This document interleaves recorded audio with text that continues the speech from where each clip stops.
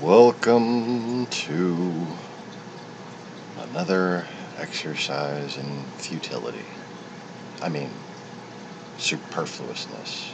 I mean, electrolytes?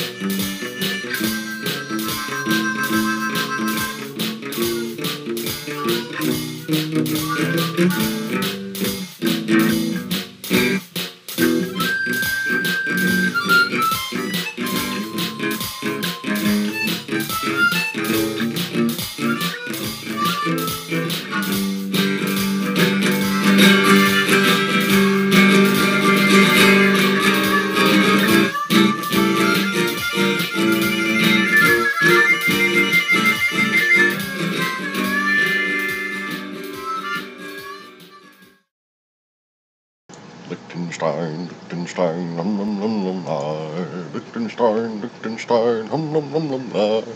Here to the way, well to the hole. What?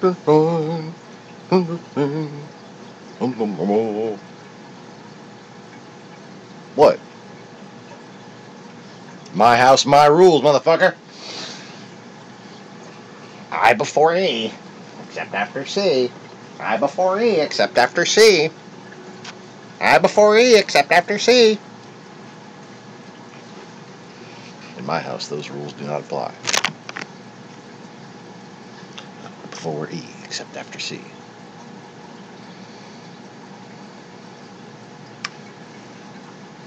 You know,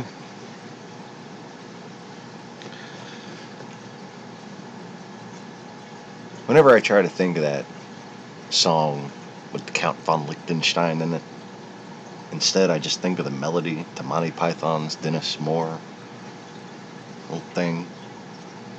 The Dennis Moore sketch. Anybody? So then I just wind up singing Liechtenstein, Liechtenstein. I find it amusing. Well, anyways. I before E, except after C. You know,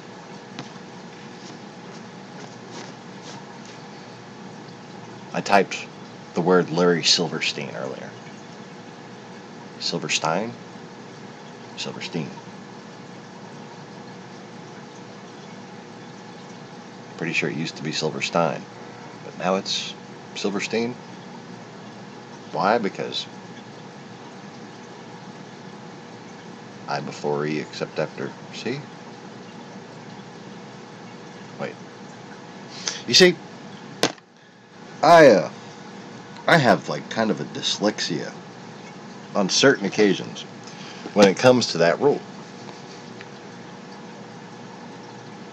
But it's not because I'm a moron. It's because in the International Phonetic Alphabet, when pronouncing things of Germanic origin, you generally pronounce the second of the two vowels when they're combined. So I spell words as such, and that doesn't always comply with the I before E except after C, because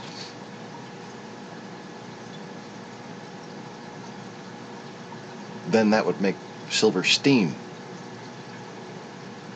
correct.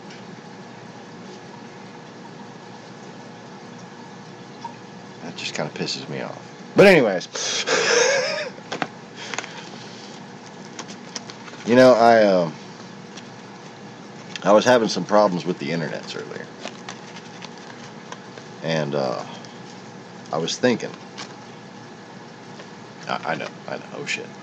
I was thinking since, like, Republicans are like the white master race, right? And a Republican said that the internet was a series of tubes. Maybe if I poured liquid plumber on my Wi-Fi router, I might experience improved performance. No? Does that not seem like a logical assumption? But they're the master race, surely, you know, because they were willing to steal an election because they're so much smarter than, you know, all the whoever else is. They're... Hold up. I think I see a flaw in their plan. Didn't that white guy who said that Chinese people were smarter than white people say that Jews were smarter than white people? So if republicanism is based on the idea that the smart people should be in charge and the stupid people shouldn't be allowed to vote, then shouldn't they just let the Jews be in charge?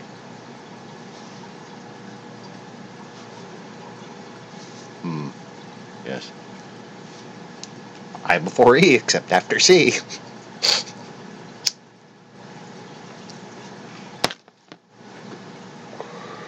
Yes. Anyways, so, good morning, good afternoon, good evening, whatever it is, wherever you are, and welcome back to the Lost-Begotten's fake TV channel of science. I don't know why my webcam insists on making me look like I'm in a 90s fucking chat thing. But let's see if I can fix that without crashing my fucking computer here. First, I'm going to exit that. Then I'm going to try to open this.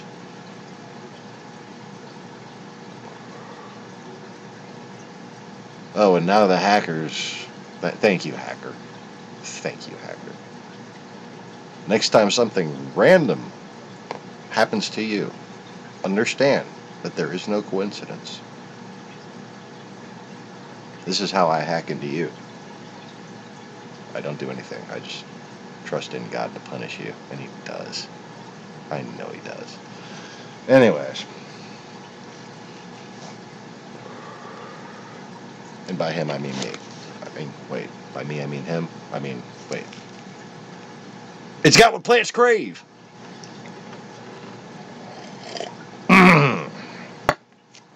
So anyways. Welcome, one and all, to the channel where the rules are made up and the points don't matter. And, speaking of made up,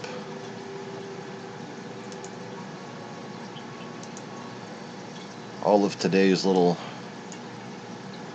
talking points. Oh look, oh my god, it actually looks almost like I'm the one speaking. Holy shit. And all that took was making exposure from auto to off. Or manual. Whatever. Yeah, the computer didn't crash. Yet.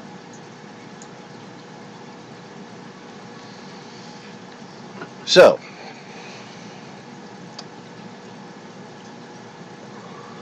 Yes, the rules are made up and the points don't matter. Just like apparently most of the crap we talk about on here. Although I did see a suppressed view count video on this channel, which is impressive for only having 53 subscribers. 174, pretty much like the one of the modern equivalents of the old 203. For those of you who don't know, 203 was just this number of views that kept on popping up on people's channels. YouTube basically 4 years has been fucking with people's views. They are basically a completely fraudulent entity. And, you know, that's not slander or, you know, an accusation. That's just a factual observation.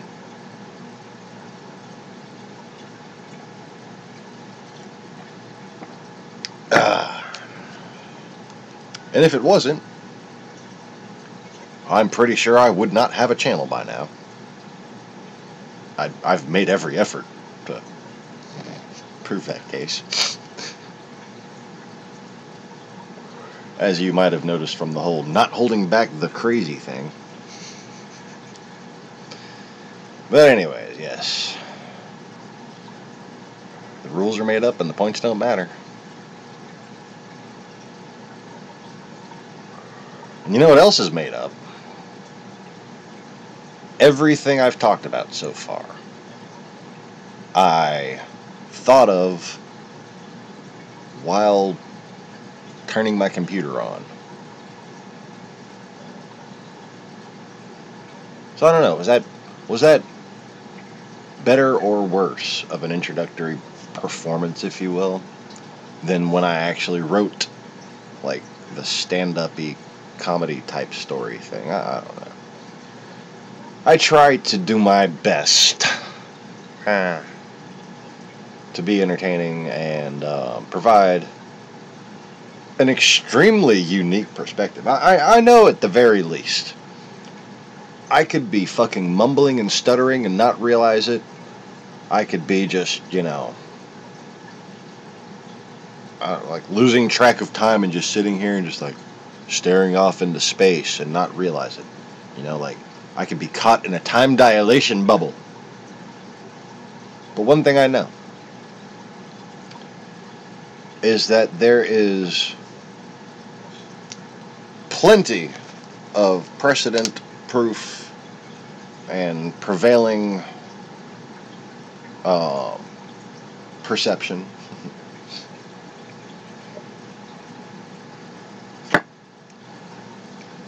that, in fact, the second most profitable YouTube content genre, if you will, maybe third most profitable, is providing unique information and perspective, usually related to conspiracy and philosophy and theology. I know I provide those things. What I don't do, well, I still do a couple things, and I don't get the relevant response, but I guess I just don't know how to tag those things properly, is like interesting little animal videos and like the wife getting scared thing, you know, like little small videos that especially on the other channel, on the Lost-Begotten, on the channel previously lost as begotten known or something. I don't know.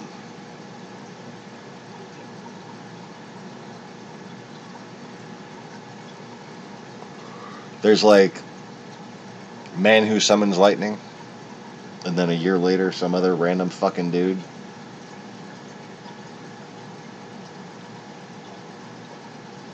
He gets millions of views, I get a couple hundred. What's the difference? What I do is more consistent and far more interesting. That's the... Oh yeah, I can see why that would make me have fewer views. Wait a minute. It doesn't make any fucking sense. It's kind of like the Republicans thinking that they should be in charge because smarter people should be in charge. All the while they basically mock smart people. Well, that reminds me of something I was thinking of while I was prepping the broadcast, and I nearly forgot.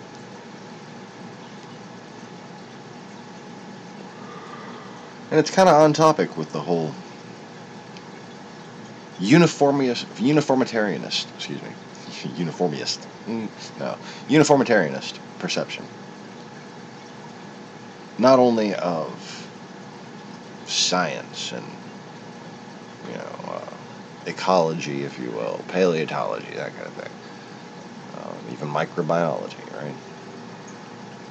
But politics and history and even existentialism.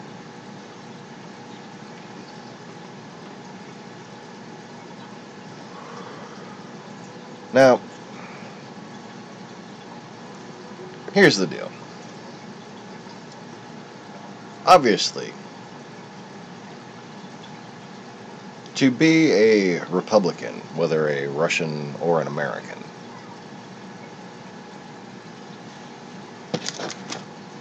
one must have not just logical cognitive disconnects that are basically formulative to their entire thought process,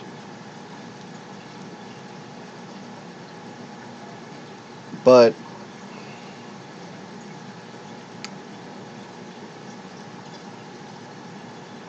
there's almost a self-afflicting paradox.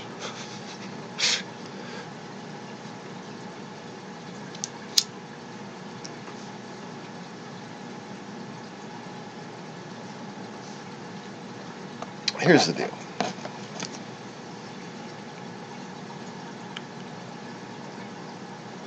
The troll hackers, you know, I think in possibilities. I think to assume anything is, you know, a flaw, bad rationale. Assumption is the mother of all fuck-ups. Bad rationale to assume you've figured something out. So, troll hacker, troll hackers. I think I've discussed that enough, but anyways. Regardless of the specifics, regardless of the semantics, should I say.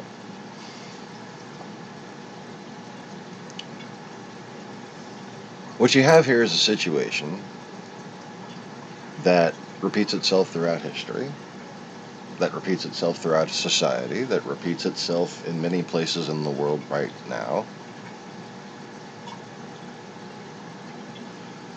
What you have is somebody who figured out a smart thing, usually because somebody else taught it to them.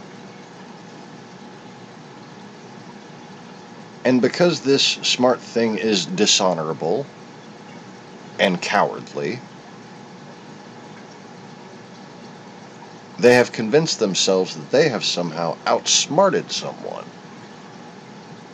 who is obviously in every other way smarter than them.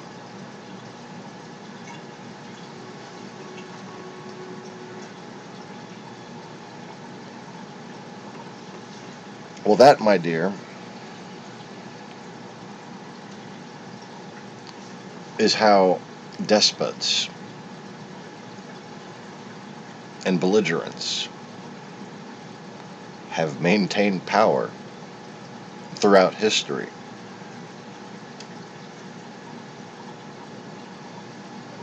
You know, fuckers like this are responsible for spreading this idea that, oh, either the Holocaust never happened or Americans were secretly behind the Holocaust and blah blah. Oh God. When you know, there just happened to be reports of people in Poland in Nazi uniforms that happened to speak German.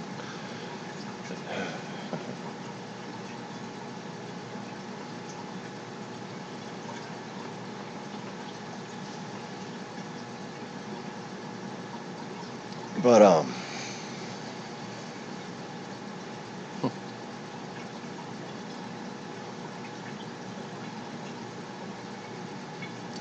see,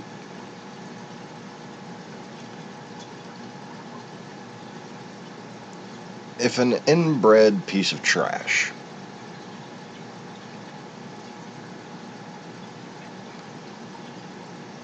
finds a doctor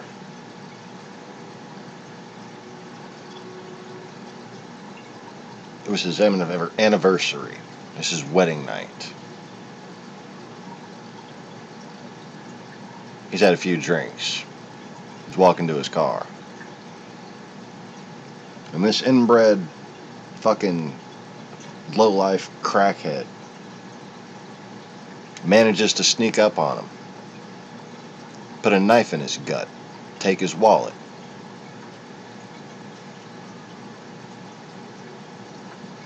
That doctor could have been a former Navy SEAL. He could have been fucking special warfare operator. But he was under the impression that he was in a safe place.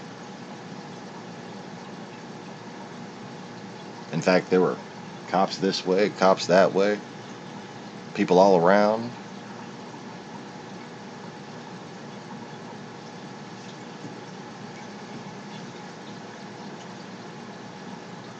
None of them saw it coming either.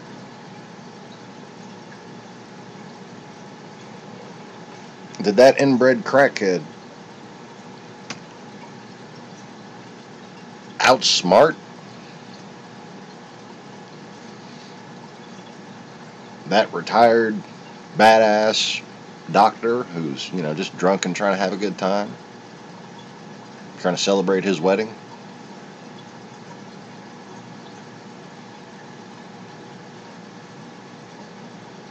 Did that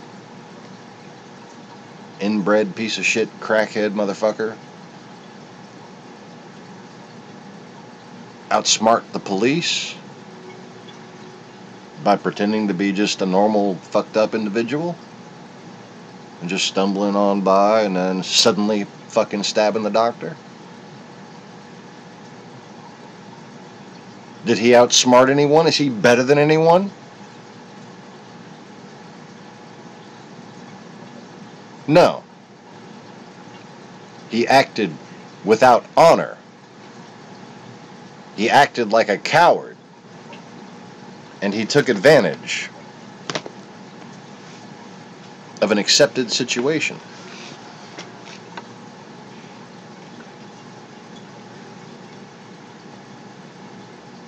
That is all that Russians are accomplishing. Even if they were to annihilate the United States of America, you'd just be the inbred crackhead that killed the doctor.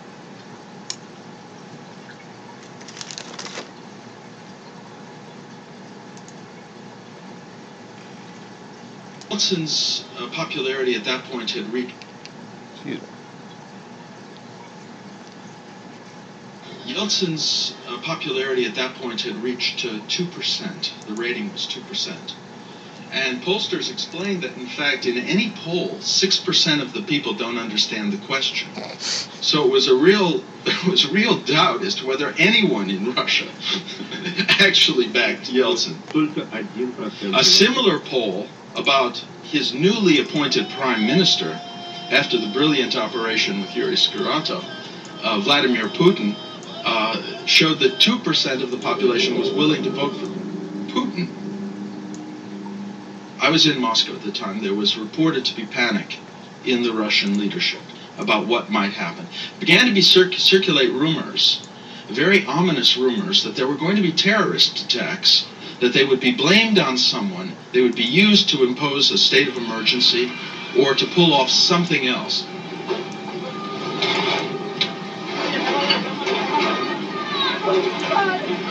The bombings took place in the middle of the night to inflict maximum casualties and to terrorize the whole country.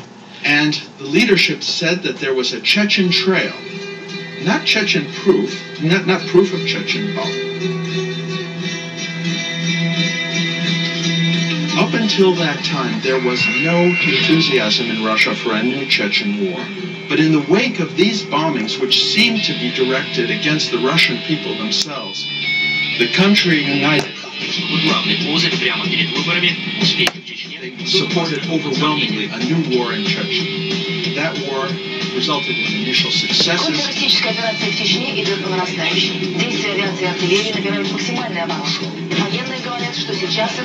The military are now saying nobody can stop them now. Of the previously unknown head of the FSB, Putin, to unheard of levels.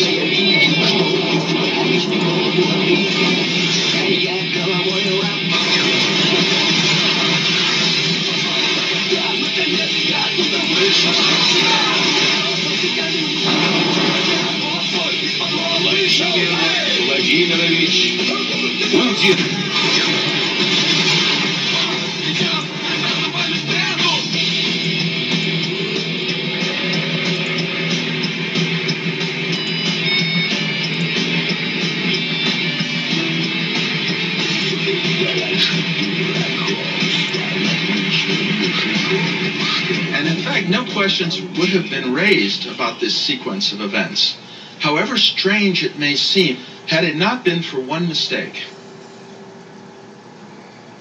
Вечером в среду жильцы 77-квартирного жилого дома в одном из спальных микрорайонов в Рязани сообщили на ближайший пост милиции, что возле подъезда стоит подозрительная машина. Прибывшим... All right, I'm going to try to read some of this. On Wednesday evening, inhabitants of an apartment in the building in Ryazan alerted the police to the presence of a suspicious car at the entrance. A police unit discovered 3 sacks filled with a substance containing hexogen. A bomb was placed in the basement of a building in Ryazan, and the bombers were seen. And a quick-thinking resident of the building in Ryazan called the police.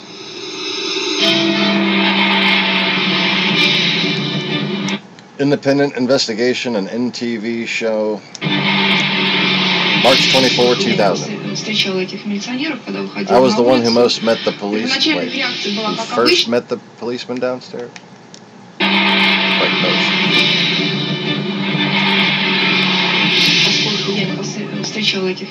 I was the one who met the policeman downstairs. Their attitude at first was rather lax, as they were constantly... Shit. Let me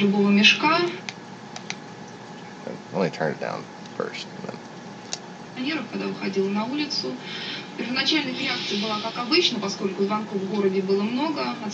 As they were constantly being called out on false alarms by worried residents, so they went into the basement. But when they came out, their attitude was very different. With a detonator and a timer underneath, attached to the main supports of the building. They ran out, evacuated the building, evacuated the surrounding buildings, and then evacuated the entire district. About 10 o'clock, policemen started banging on people's doors, ordering everybody to get out. After what happened in Moscow, people ran out in their slippers and bathrobes. Ryazan police have been on red alert all day, hunting the terrorist who last night placed a powerful explosive in the basement of a building in Nozom.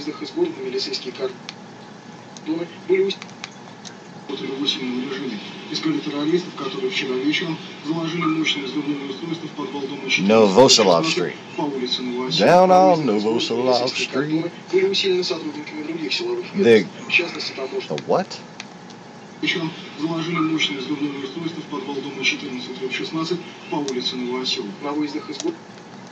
The cordons on the city exits have been reinforced by customs units and paratroopers. So far, nobody has been detained. It would seem that the terrorists left the city immediately. The Interior Minister, Vladimir Ruskov, proudly announced the successful thwarting of the terror attacks. Let me make sure that I got that name right.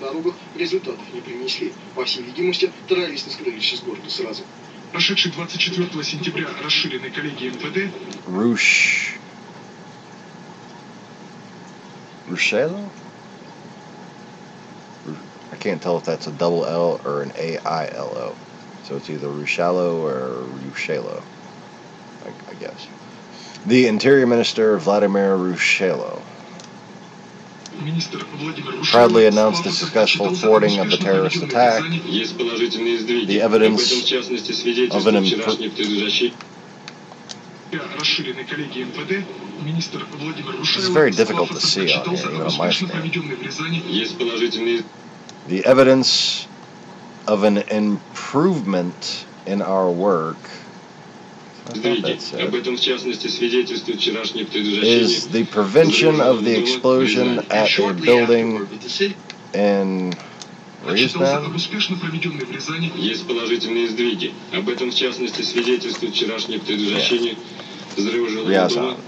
And shortly afterward, with the city in a state of siege, the railroad stations blocked, the airport. Thanks for pronouncing that for me. A telephone call was made from a public telephone, and an attentive telephone operator decided to listen in on the conversation. Hold on. This isn't working with the fucking...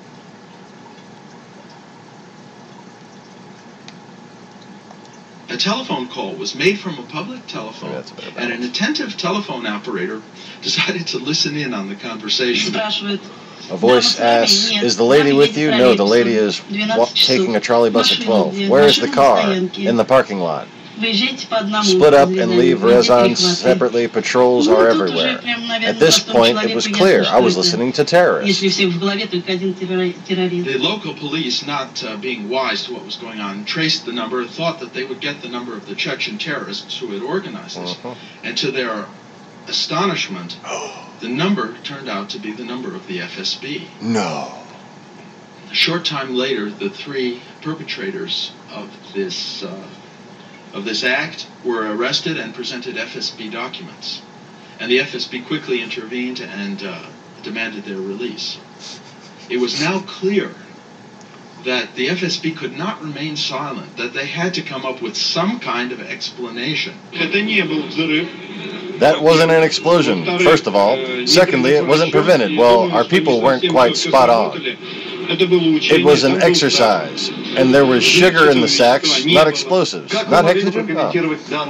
Oh. What's your comment on this announcement? As of today, the investigation is practically completed. And what crime are you investigating? The one we've been investigating from the very start. Which one? Terrorism, conspiracy to commit terrorist acts. The FSB initiated this criminal case. Is this an FSB case against itself? The case was initiated on account of the fact of the discovery of... How can you explain the fact that... Alright, come on. I need to not be making so much noise. Sitting there trying to talk over this loud shit. Let me back it up a little. Doing pretty well for a while. The FSB initiated this criminal case. Is this an FSB case against itself?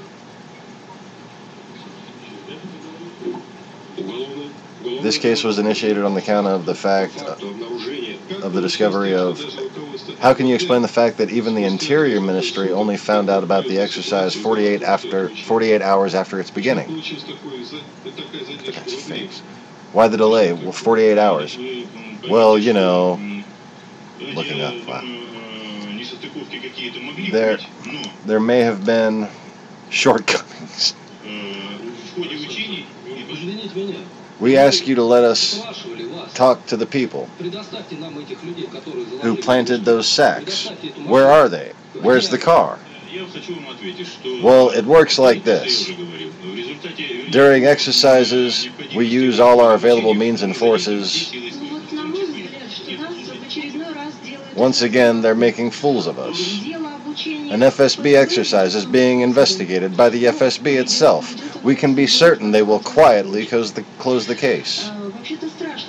It's terrifying to say this, but I think everything was for real. No exercise was taking place.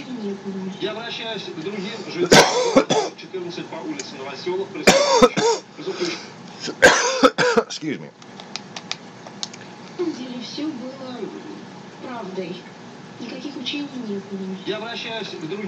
I'd now like to ask the other residents of the building,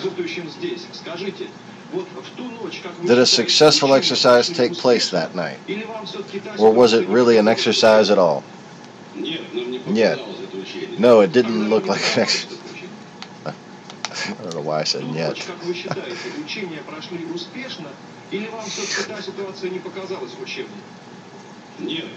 No, it didn't look like an exercise. Did it look like an exercise to you? No, at the time it didn't. No, it wasn't an exercise. All this talk of an exercise makes no sense. How long does a real exercise last? An hour? 2 hours? And even then, nobody has the right to subject civilians to such exercises. And if Patrushev, as he says, did that, and if Patrushev, as he says, did that, he has to answer.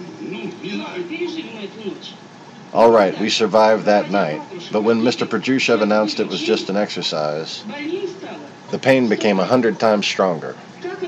How is it possible that our own people could treat us with such contempt for 2 days? It was almost 48 hours before they announced it was an exercise. This isn't Chechnya with all those terrorists.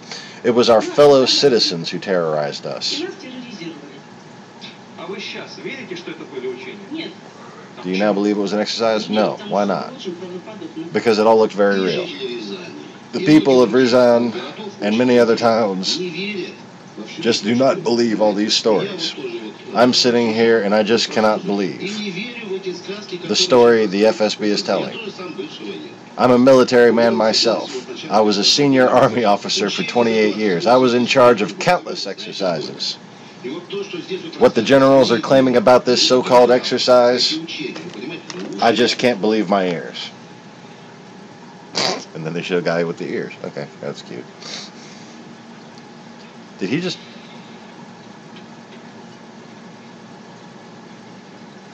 He just prayed for forgiveness. Hold on. Знаете сколько? И вот то, что здесь вот рассказывают солидные люди-генералы по эти учения, вы понимаете, ну уши вянут, слушай.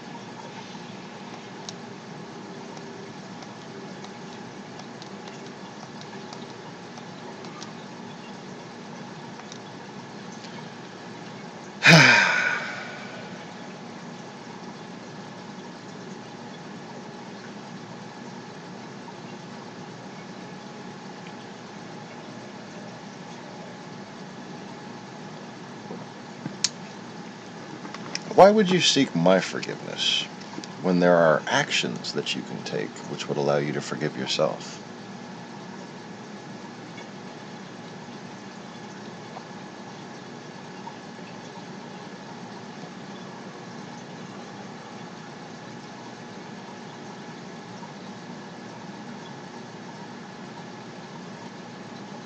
The guy looks familiar to me. I think he still works for Putin, doesn't he?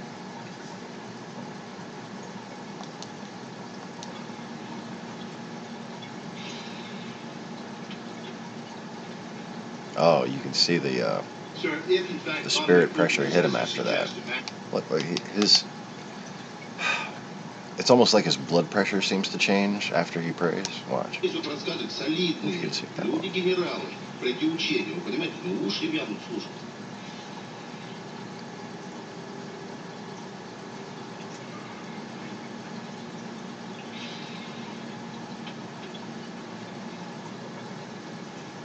Sir, if in fact Vladimir Putin is, as you suggest, a mass murdering Chekist, does that mean that we cannot count on him to keep his covenants with us on issues that are of vital importance to our national security? It doesn't mean that at all. Doesn't mean that at all. There are all kinds of mass murderers who've kept their... This was in 2012. commitments to us. But in fact, mass murder, various people have said to me that, well, you haven't proven it and we can't prove it.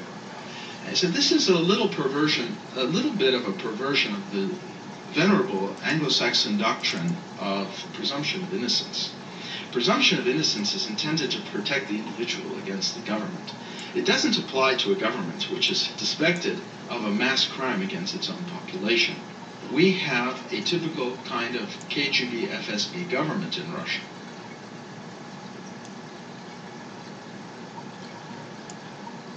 Oh, Chechnya.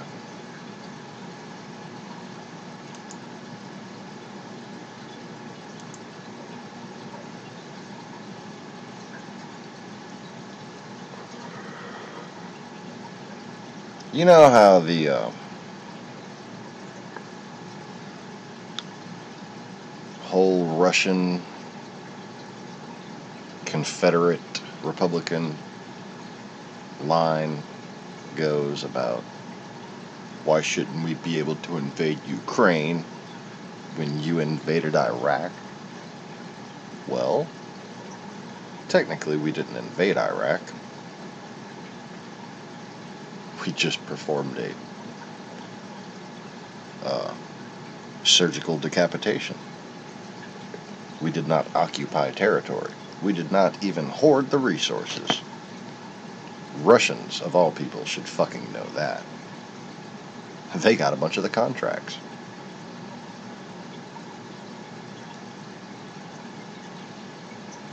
But, you know, you gotta convince yourself you're smarter than the doctor to excuse what you've done.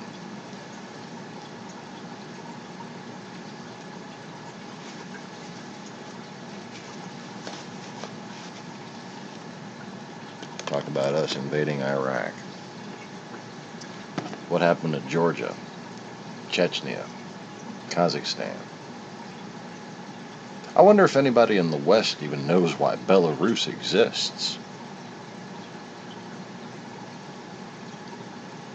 If you don't know why, I'll tell you. Why is it a country? Why is it, quote-unquote, independent?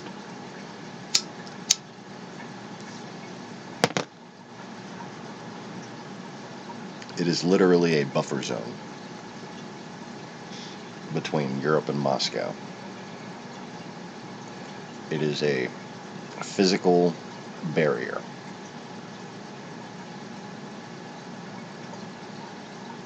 It ain't Belgium, because we're not the Nazis. We're not just going to march through it. So it effectively neutralizes any offensive plan that we might have because of how the politics play out as crisis nears. As crisis nears, Belarus tries to separate itself. Belarus has fake political democracy movements. Belarus does things to make it seem like the West should not consider it a immediate military asset of Putin.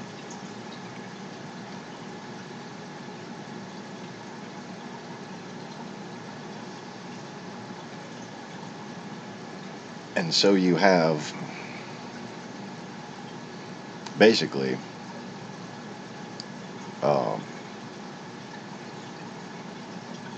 the best route to Moscow for invasion that I've used in, simulators.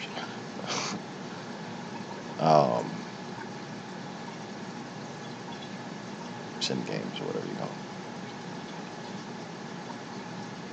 That is an independent country.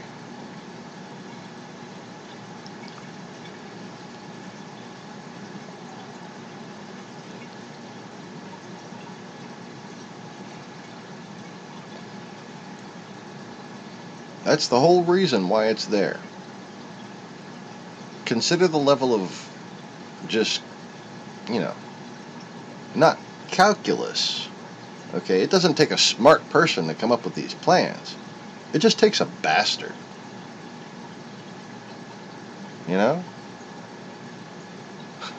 just takes somebody with no honor. It takes a coward.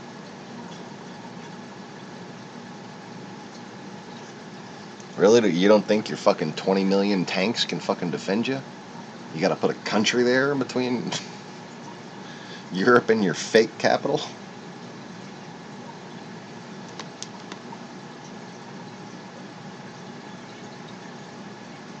It's like the people's capital. It's not the power capital, The power capital is Ulaanbaatar.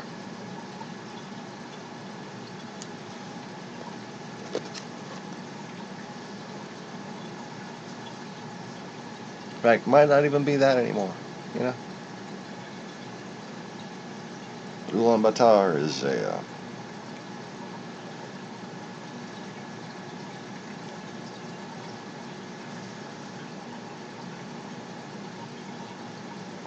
I don't know, it's like the fucking Jerusalem of dragon worshippers.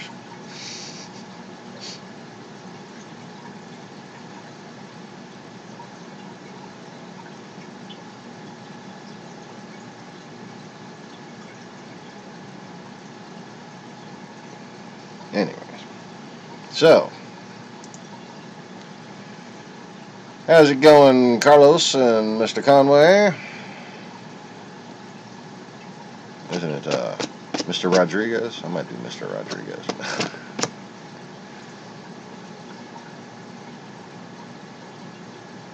I'll tell you what. Carlos Rodriguez is a common Hispanic name in Houston. Like, I know 3. 2 young, 1 was an old mechanic. Neighbor.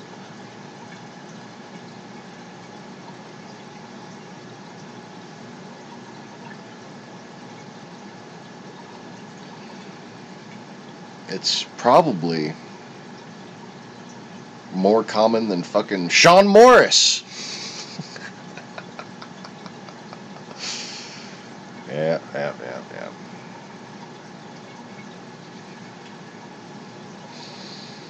Fucking 2 Irish guys named Sean, a Hispanic guy named Carlos, and a Hispanic guy named Jose. We're so original.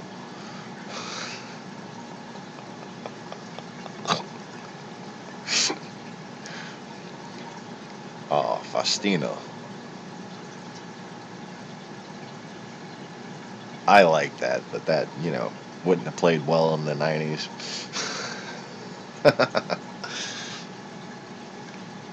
They probably made a good strategic choice with the Carlos thing.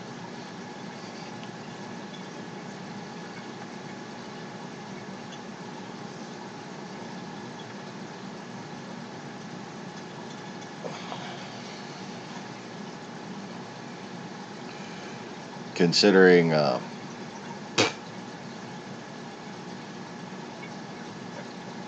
my parents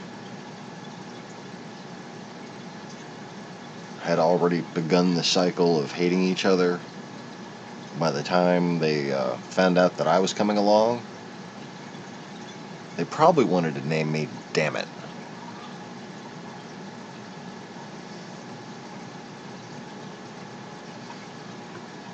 Oh, crap.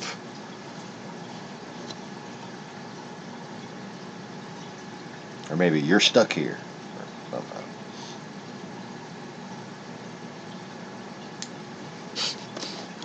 They almost named me Adhesive.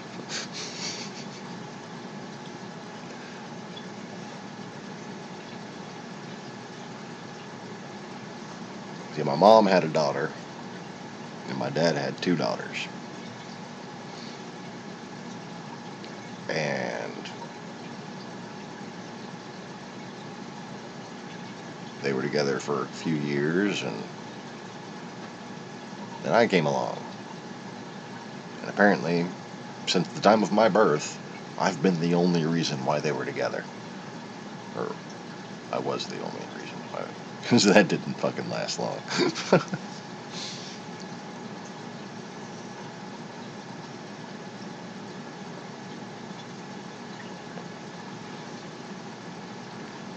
But anyways, let's talk about Kadyrov from Chechnya. From Chechnya. Yes, I just gave him an intro jingle. Because I can. Give me a fucking MIDI keyboard and a little cakewalk drum machine, man. I'll have this place banging.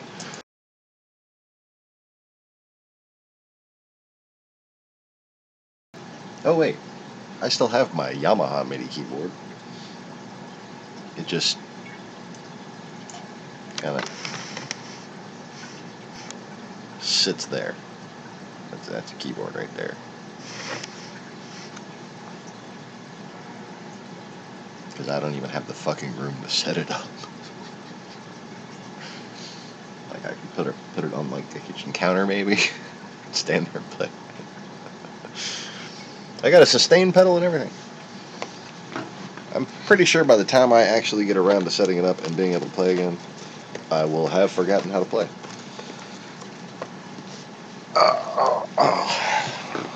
But then I can just learn all over again. That'll be fun. Anyways. So, Kadyrov. In Chechnya. You didn't think I could repeat the same song? I'm a talented moron. Yes. In Chechnya. So, yep, he looks pretty Chechen to me. Does this guy look Chinese? Or does he look Chechen? He looks kind of Chechen to me. Looks kind of Slavic to me. Possibly Bulgarian.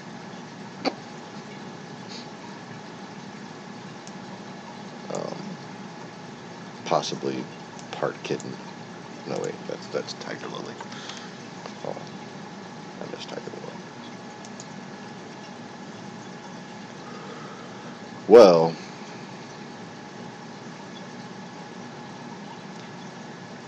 so here he is, Kadyrov,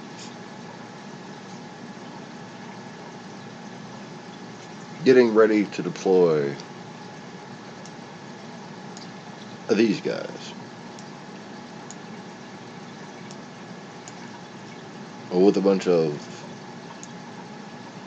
this stuff. Because, well, they shot down a plane over Ukraine and people are getting kind of pissed. And, well, this happened before that. Well, no. This happened before that.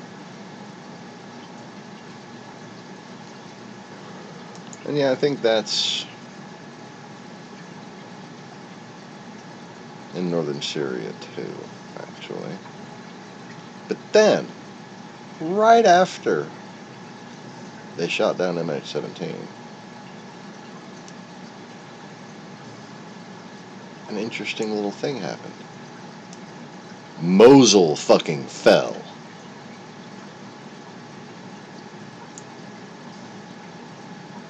All thanks to these guys.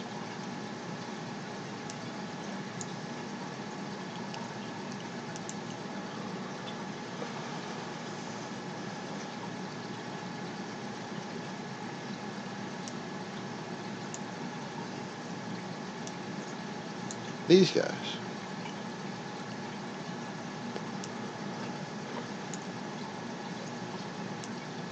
These guys. Not these guys.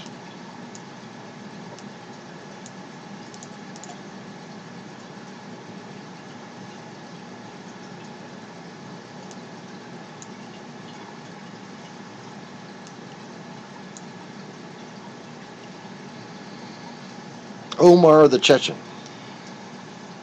Because he's Georgian. That's why they call him the Chechen. Makes perfect sense.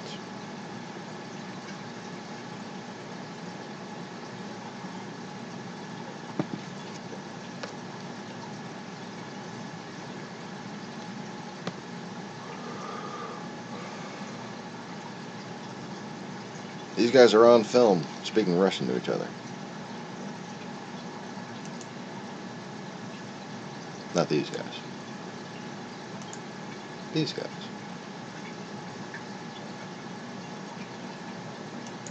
But now, the fact that they would support the Taliban when the Taliban was, you know,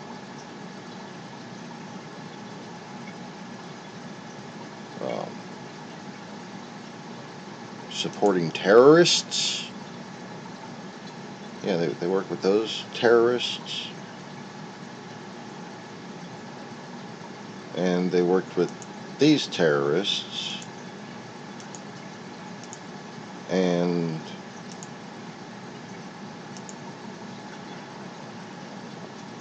those terrorists are, I mean, that terrorist is, you know, basically this terrorist's good buddy.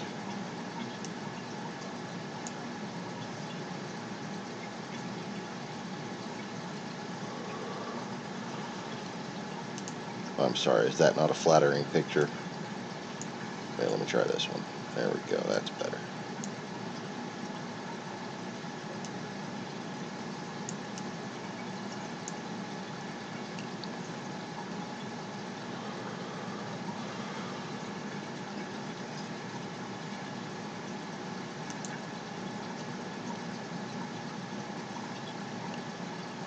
But it's all, you know, okay because West is all in bed with the Catholic Church and the Jews and the Muslim. Wait.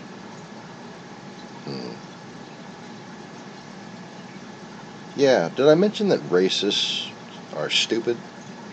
And that racism basically leads to stupidity? It's a chain to be yanked.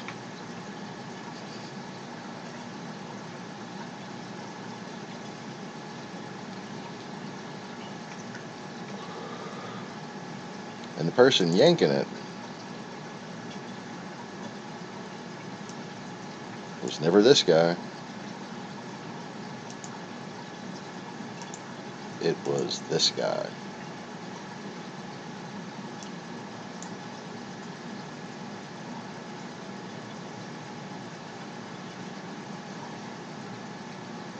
Even way back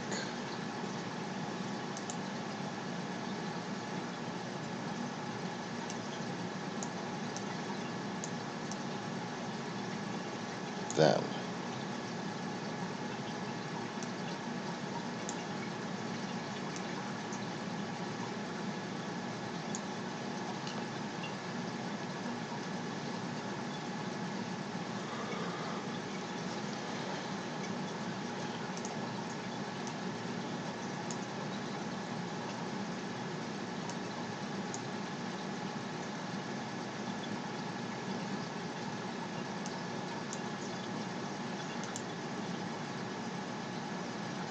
Now, I've seen the same thing you've seen. I've seen the little holes. I've seen the holes that are basically the size of a cruise missile.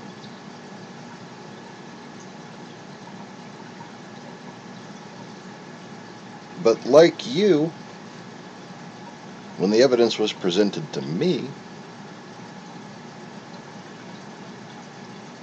it was as if the United States of America was the only one capable of attacking the United States.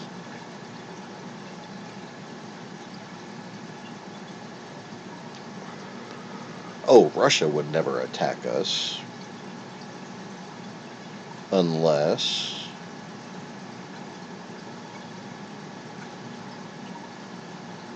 what? Unless they could get away with it? How would they get away with it? Through proxies and false accusation. Why would they do it? Well, 3 words. World Trade Court. You know why the World Trade Court is a thing? To stop the fucking Russians from taking over the world.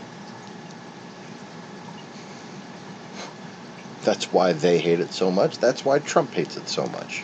It's pretty simple.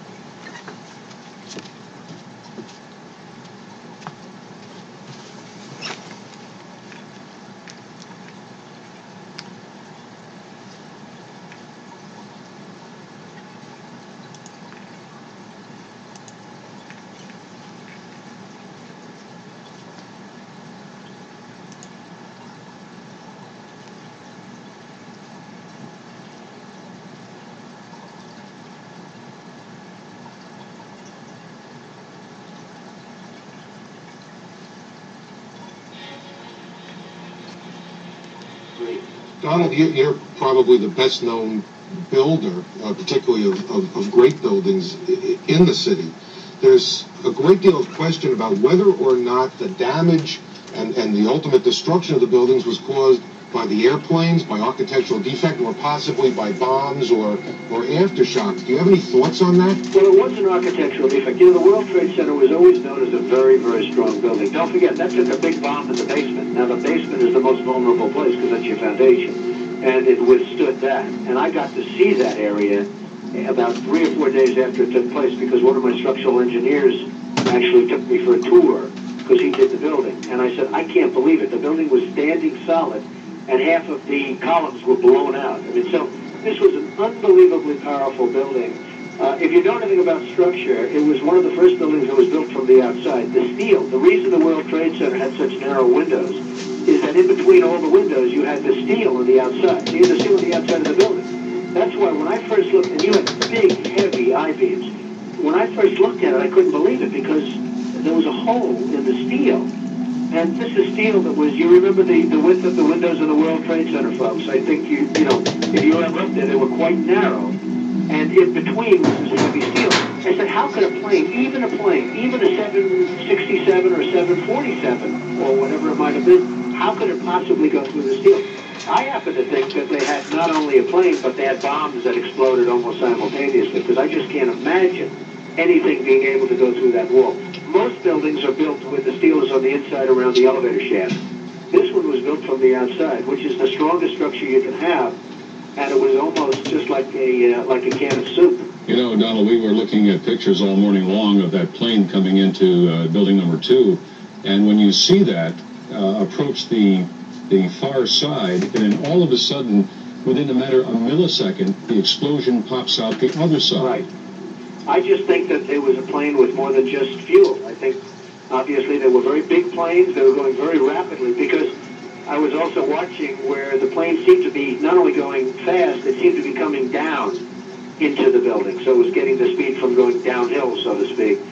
It just seemed to me that to do that kind of destruction is even more than a big plane, because you're talking about taking out steel, the heaviest caliber steel that was used on a building. So these buildings were rock solid. And, you know, it's just an amazing thing. This country is different today, and it's going to be different than it ever was for many years to come. Very profound statement, and very true.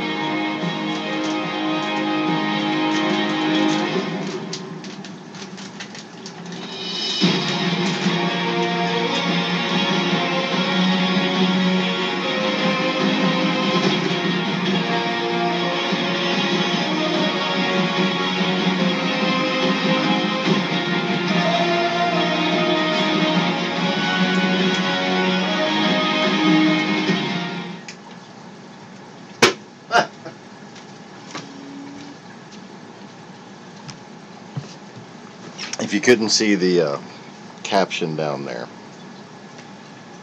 that was a Donald Trump ad.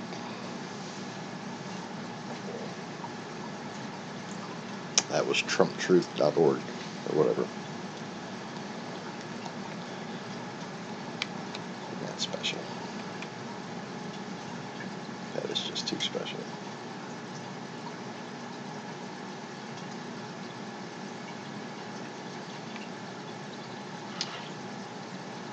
Yep. If you're not talking about Russia, 9/11. Look at that. There's 12,700,000 views on that one.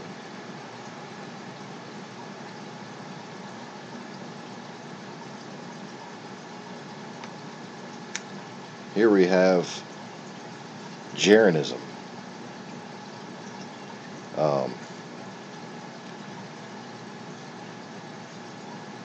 Let's just call him Shilligan.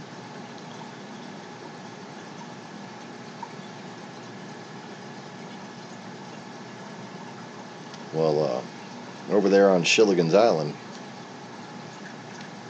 he talked about Donald Trump's good friend Larry Silverstein.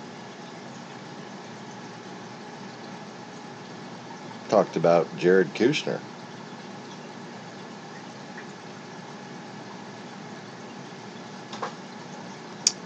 But he didn't mention Russia.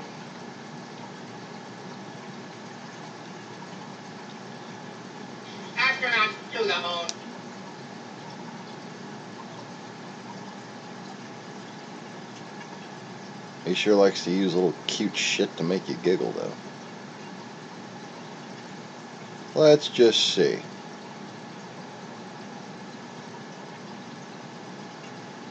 If there's anything about Russia yet. If there could possibly be anything Russia that could ever do that's fallible. Let's just see if the word Russia is mentioned. Nope. Nope. Nope.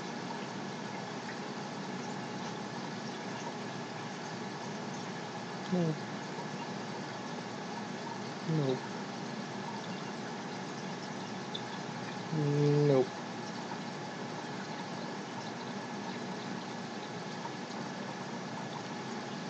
Well, that's interesting.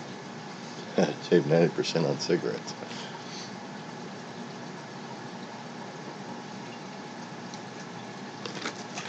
You tell me that crap about rolling your own? No. No thanks. Maybe want a cigarette.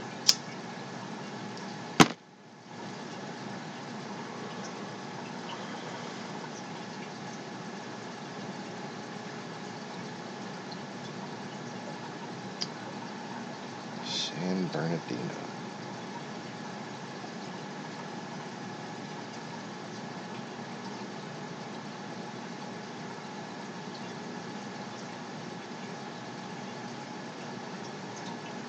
Russian cosmonaut slams flat earth theory.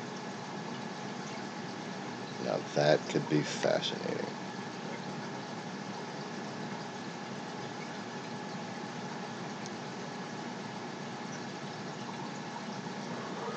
But that's what you're going to talk about?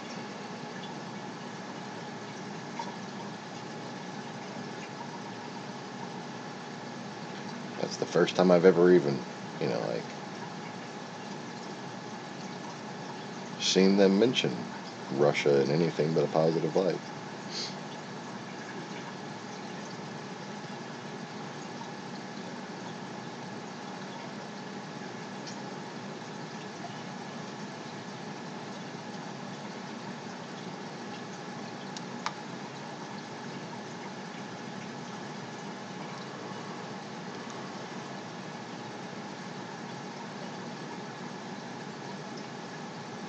"11 months ago.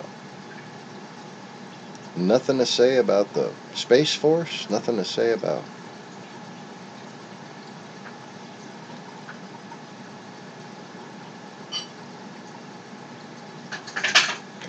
Hey! Get down! Shit.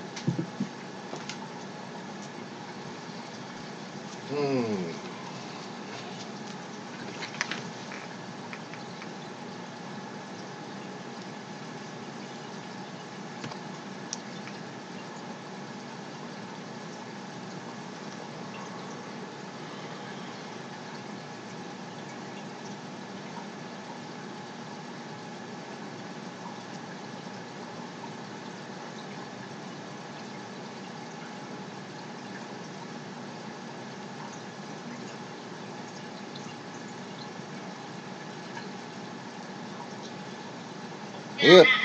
Ignition sequence start. So I asked that idiot, after Trump and Russians and everything came out, you ready to admit that I was wrong, right and you were wrong? I see you've at least gone as far as to connect Trump to 9/11.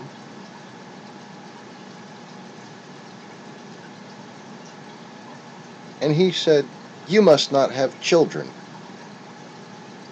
because you didn't believe me about the British kids being molested."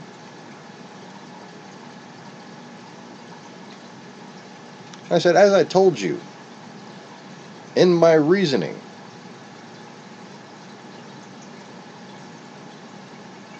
back before you had children, the reason why I don't believe it is because I have children. And because those children looked like they were fucking lying.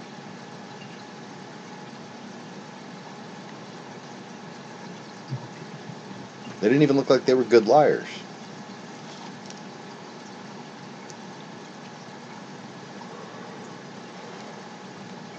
I've raised a lot of kids. I've raised a lot of other people's kids.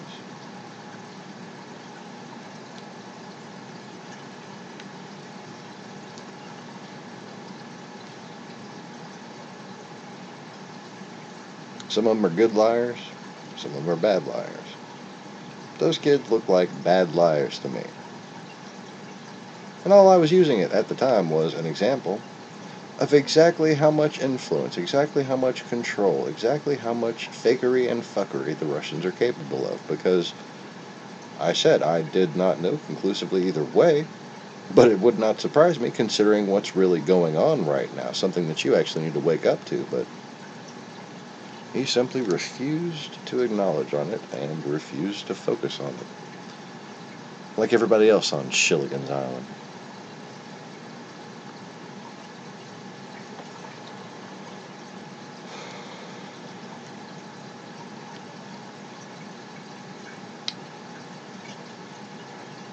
But anyways,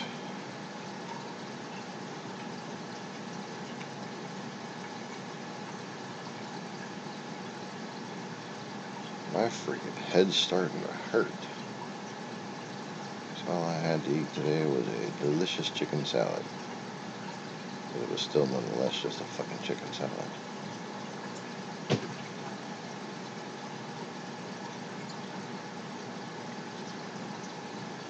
So the Omarosa interview actually seemed rather interesting. I didn't realize she had worked for a previous White House.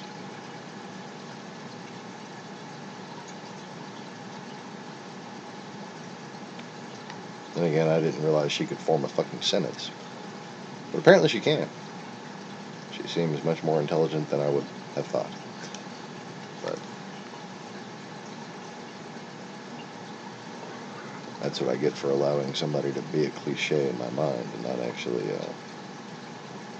paying much attention to them except for snippets. But she at least seemed to have her shit together on today's or yesterday's interviews, which the content of sort of explains her disjointedness in previous interviews.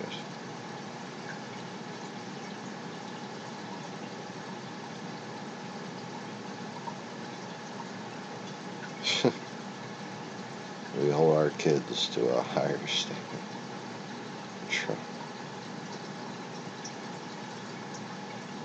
Stephen Miller's uncle says their family were refugees. Oh, Jesus.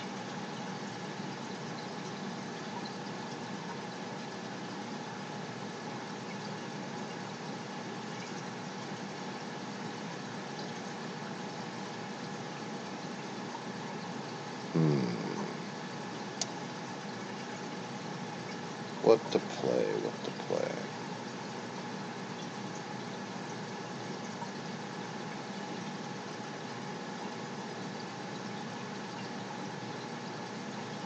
Former Trump advisor. I'd be shocked if Trump used the N-word. How much did you get paid to say that? Here on Shilligan's Island.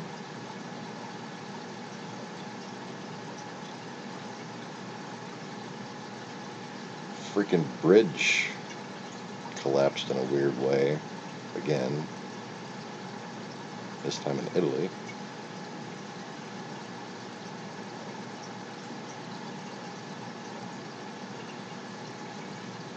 Old bridge, the bridge to the south of France. It's not that old, but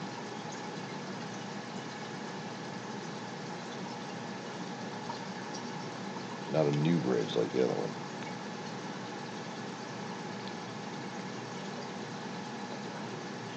There we go. This is what I wanted to see. I crazy? Their palm tree's greener than ours. They're just thirstier. Plant clients. He's looking for a partner. President Trump's campaign is now taking legal action against Omarosa, the former Trump White House advisor, former campaign advisor, for breaching a 2016 non-disclosure agreement with the Trump campaign over this whole publicity tour rollout of her book. CNN's Jeremy Diamond is at the White House right now with the details. Jeremy, what do we know? Well, it appears that Trump world is finally striking back against Omarosa after several days during which she's embarked on this publicity tour, sharing some details from her new tell-all book about times during the campaign and in the White House. The Trump campaign has now filed for arbitration against Omarosa, accusing her of breaching this non-disclosure agreement that she reportedly signed during the 2016 campaign. Here's the statement from a Trump campaign official, which says, Donald J. Trump for President, Inc. has filed an arbitration against Omarosa Manigault Newman with the American Arbitration Association in New York City for breach of her 2016 confidentiality agreement with the Trump campaign. This is the first legal move that we've seen from the Trump campaign or from any part of Trump world, frankly, in response to Omarosa's new book and the allegations that she is making against the president and revealing private conversations that she had with Trump campaign aides, oftentimes backed up by audio recordings that she made as apparently without the knowledge of the other people involved here. It is notable, though, how the campaign is going about this. What we've seen in the past when they've tried to go after non-disclosure agreements that they say have been violated, they filed cease and desist letters. They've started legal action by directly suing individuals involved. Sam Nunberg, for example, was one of them during the 2016 campaign. So this is a little bit of a different step. It's not quite as forceful as a lawsuit, but it is filing for arbitration to try and get the parties in a room with a third-party mediator here to discuss this. They don't want anything on record. What the next steps forward are. All right, Jeremy, thank you so much. I really appreciate it. Let me bring back Shan Wu, stuck around for us with this breaking news. Shan, what does this mean that they're filing with arbitration? Yeah, it's interesting. It may be that her non-disclosure agreement with the campaign has a mandatory arbitration provision. That's very common nowadays, since it's accepted that arbitration moves a little bit more quickly and it's less cumbersome than having to start a lawsuit where you have delay with motions, discovery. So it may be sort of a shortcut, and that's why they have to first do the arbitration. I think it's also really interesting to note that since she rejected signing a new NDA, they're relying on the one from the campaign, and a potential issue would be, what was the sunset clause on that? Would it end when the campaign ended? Or they're arguing, of course, that she's also breaching confidences from the campaign. So a lot of potential issues to kind of dissect with this. Would it be reasonable if there was no sunset on it? It was just for forever. You can't say anything, and you can't, I mean, is that within the realm of possibility? They often do have that in terms of the sunset of the time limit. I think a substantive question might be arguing that she is only prohibited from talking about the campaign issues, and she's under no obligation or restriction on what happened in the White House. Do you think this will work? Would you think this will affect, I mean, if you had to guess without, of course, we haven't seen the NDA. I think he hit the nail on the head right there. We don't know, Shan, but welcome to it. Do you think that this is a possibility that this could stop her from releasing any other tapes? You know, legally it could, but I think the posture she's in, she's probably going to take a hard line and just keep at it and let the chips fall where they may. Thanks, Shan. Appreciate it. Sure. Maybe bring back in Chris Lizzie, jump back in the chair for me. Chris, what do you make of this? This sure sounds like that Trump world, they're taking this very seriously. Yeah, absolutely. And I think in some ways, Kate, we knew this based on Trump's tweets. I always tell people, watch his tweets. That's what he cares about, what he's focused on. We've had 8 Trump tweets on Omarosa over the last 24 hours. So this was not something that he was sort of dismissing. The other thing I would say is, remember what we know about Donald Trump. This is someone who is quite litigious and has been his whole life. Right, but Chris, he also says he never settles, and he does. Absolutely. And by the way, I was going to add, Kate, he also says he's suing people, and he doesn't. Let's remember, Donald Trump, during the 2016 campaign, promised repeatedly he would bring lawsuits for defamation against all more than a dozen women who said he acted inappropriately with them. He hasn't brought any of those lawsuits, as far as I know. And remember, there was some legal back and forth related to Michael Wolff's book, Fire and Fury, as the Trump campaign tried to shut some of that down. So this is not a strategy we have not seen both Donald Trump in the White House and then Donald Trump more broadly as a politician and as a person. So I don't think it's terribly surprising.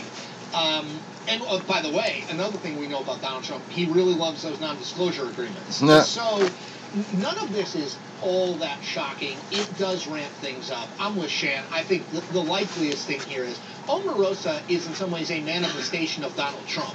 I think the most likely thing you will see is, think, what would Donald Trump do if faced with arbitration over allegations he was making? He'd probably just keep going. My guess is that's what Omarosa will do.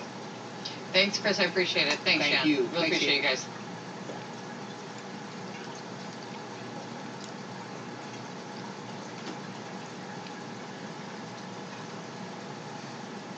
That explains a lot as far as, you know, like her legal decision making explains a lot about the difference in her demeanor and her ability to speak fluidly. It helps to be able to speak freely, you know.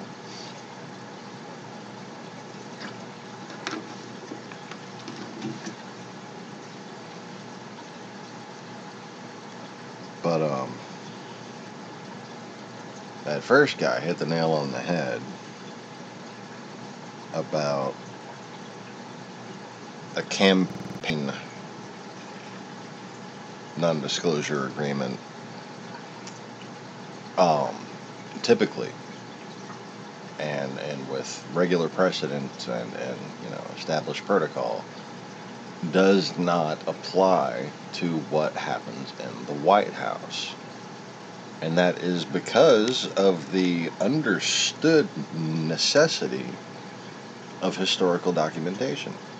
You know, we don't have the right to know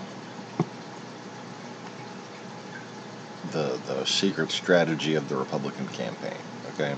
They have the right, supposedly. I don't agree with that, but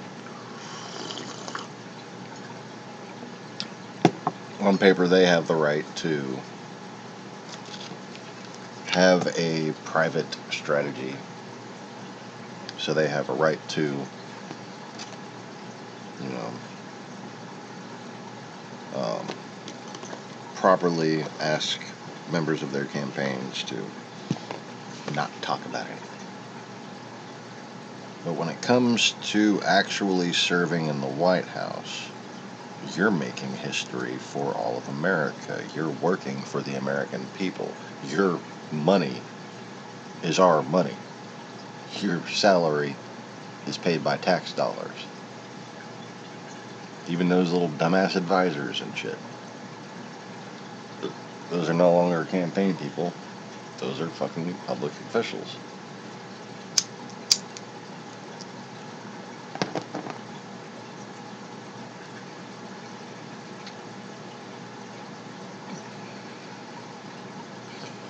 The entire thought process of the Trump organization seems so dictatorial and coup-like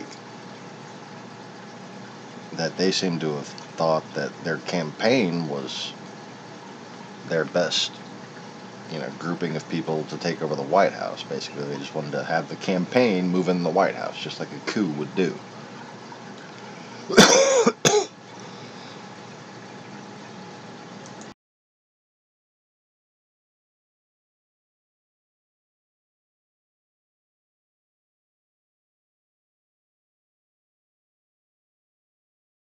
Excuse me.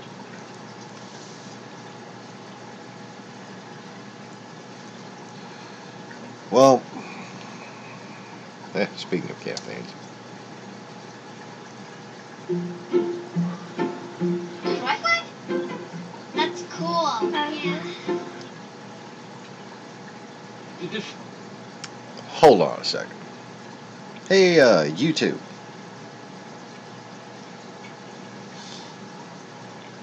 I think I'm going to give this lawyer I know another helpful tip.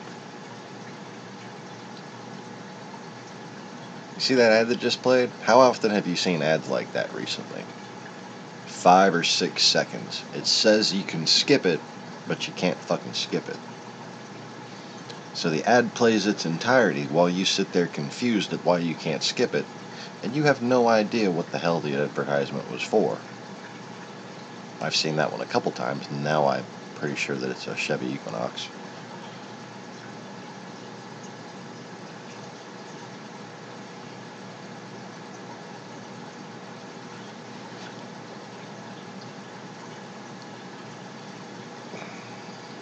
So to compensate for suppression, do you think they've managed to find a way to steal from the people who are paying to advertise?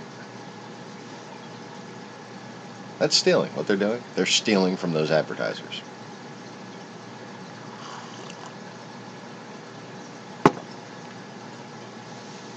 You think those advertisers paid for a fucking 5-second commercial? You think all these different advertisers came up with these 5-second commercials? That none of which seem complete. None of which seem like they were intentionally made to be 5 seconds. You think they said, hey YouTube, we're going to pay for an ad that for no reason should be skippable, but we're okay with you having a skip button up there that counts down the same number of seconds as the ad does, so that people can pay no attention to the ad that we just paid for you to show them.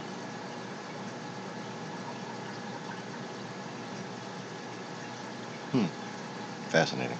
Defense in Paul Manafort's tax and bank fraud trial has rested without calling any witnesses. Manafort telling the judge himself he did not want to take the stand. That now sets the stage for closing arguments tomorrow morning. With me now is Shimon Prokupez, who's been following the trial. Also Michael Zeldin, a former federal prosecutor and former special assistant to Robert Mueller at the Justice Department. Shimon, if I could begin with you first. I mean, just to highlight this is the president's former chairman of his campaign, charged with multiple crimes here, and his defense, in effect, cannot mount a defense, or is refusing the opportunity to mount a defense here. Certainly refusing the opportunity, and the jurors will be told that, and have been told, that there's no obligation for a defense, for the attorneys to put on any kind of defense, right? I think it's certainly shocking that they didn't put on any witnesses. Like, no one expected Paul Manafort to testify quite clearly. Such overwhelming evidence from the prosecution. They have emails, documents. They have Rick Gates, who is his longtime business partner. So it's not surprising that Paul Manafort didn't testify. But I think people are kind of surprised that at least they didn't put someone on to show that they were making some kind of effort, perhaps. In the sense, while jurors shouldn't consider this as anything negative, there's always a perception thing also with jurors, and sometimes how they could view this. And it seems, obviously, that the defense here is putting everything on their cross-examination, and they're going to make whatever arguments they're going to make in closings tomorrow. Michael Zeldin, is this the legal equivalent of a white flag? Well, no, because we think that the defense theory is reasonable doubt, and they think that through Gates they are able to create reasonable doubt. There was one point in the trial, the question went this way, from defense counsel Downing: after all these lies you've told and the fraud you've committed, do you expect this jury to believe you? He's asking Gates. Right. Gates says yes. Then Downing replies, and he continues, rather, he says, I'm here to tell the truth. Manafort had the same path. I'm trying to change. That's the essence of what this trial is. If they believe that after all these lies and frauds, Gates is incredible, one juror, all they need for a hung jury, may say, I have a reasonable doubt. And maybe that's what they're playing to. But court prosecutions regularly depend on the testimony of witnesses who, shall we say, are not saints, right? If you think of every mob trial, right? Sammy DeVol Gravano. This is a mob trial. How unusual is it to have a someone with not the most stellar reputation testify against. But what the prosecutors here, and Michael could speak to this probably better, what they've been so good at doing here is that they have all this other evidence. They really didn't even need Rick Gates. Emails, documents, the folks from the banks, the accountants, the tax preparers. That is overwhelming evidence. It corroborates. So you could say, even if you have a question about Gates' morality, his integrity, the truth of his testimony is corroborated by all of the documentation, including, you can't say exactly these words, including the words out of Manafort's mouth himself through all of his emails, where he acknowledges the criminal patterns and encourages them to go forward. He's spending a lot of money on this defense, and Paul Manafort, as we know, as it came out in this trial, does not have a lot of money to spend. Is there any suspicion here that he is throwing himself, if not on the mercy of the jury, on the president's mercy, that this is an indication that he's expecting or hoping for a presidential pardon? It's a good theory. I thought, and I said it on air, that this was a guilty plea. It may have been a slow guilty plea through the conduct of a trial, but this was a guilty plea because the evidence was so overwhelming. You can have the same thing happen in a few weeks in the District of Columbia, where he's going to stand trial again for more or less the same charges. I don't understand why you wouldn't work out an agreement to reduce your exposure for sentencing, even if you don't testify, unless you think that maybe if I stand silent and I have something to say, the president will remedy that down the line with a pardon. Shimon Prokopis, of course, Exactly. said that this is part of the overall Mueller investigation. It doesn't relate to Because it's a mob interference. trial. These charges were brought by the special prosecutor. What does this mean for the broader Russia investigation? I think, for the special counsel, certainly if they get a conviction here, it's going to help them with their credibility, politically speaking.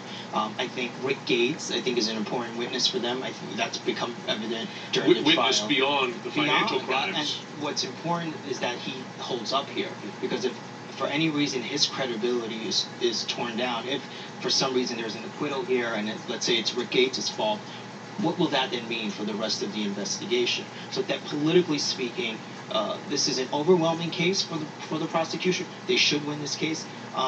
So that will be politically for them. It's important that they get this victory and that the credibility of these witnesses are held up. And the other thing is still, what can Manafort still get some sort of a deal? We know, based on a lot of the reporting we've done here, that there has been pressure on Manafort. They were trying to get him to cooperate. He has refused.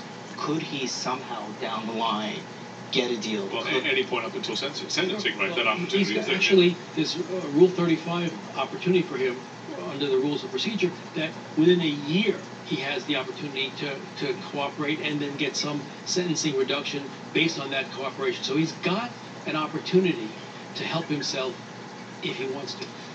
Michael Zeldin, Shimon Prokopis, thanks very much.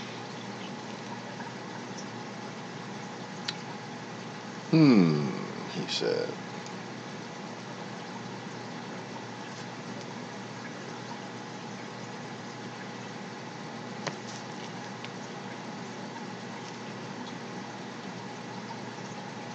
So, no witnesses called by the defense, but none of the reports I've seen mentioned whether or not they did much cross-examination of the existing witnesses, or of the previously called witnesses.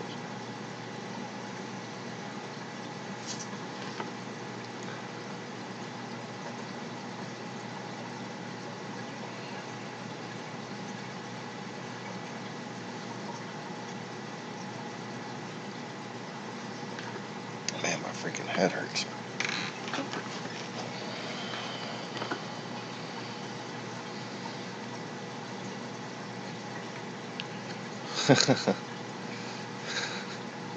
I don't know why I missed that earlier, Carlos. I read Conway's grandfather is both named John. I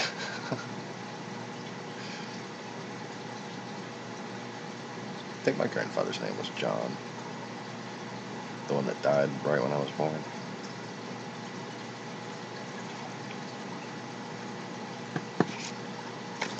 That's sad that I don't know. It was Big Daddy and Nanny. They called him Big Daddy. He was like 6'8", but yeah. Yeah, Big Daddy. My grandmother was actually fairly short on that side. So, my dad and my uncles came out in all various heights. I think my dad's got 4 brothers.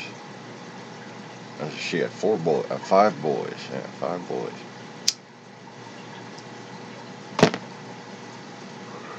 Which means she knew how to cook large quantities.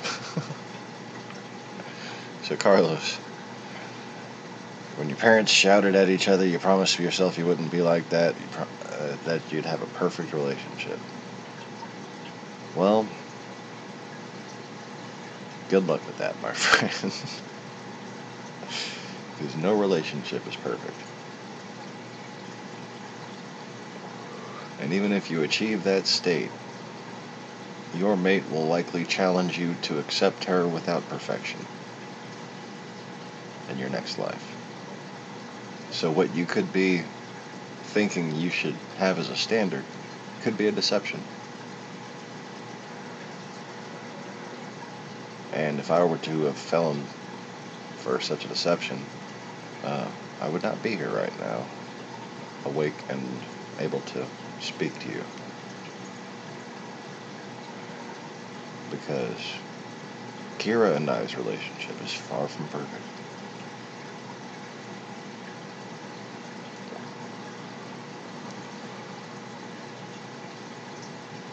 Like I said, when she was little, and when I knocked her up, I knew, because of the negative, not because of some overwhelming sense of pure bliss, but because that I saw myself as a shepherd, that her role was to be a lost sheep.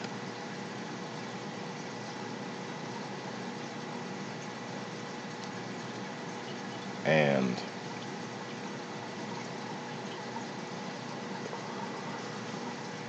you know, the tests and the development and the experience and the lessons you can learn never end and never should end until the day that we've effectively programmed a series of educational and entertainment movies and stuff like that that can properly inform children from a developmental age. I really think that's the future. It's storytelling. And that's why I've gotten my kids into watching Star Trek. You know, same reason I got them into watching Bleach.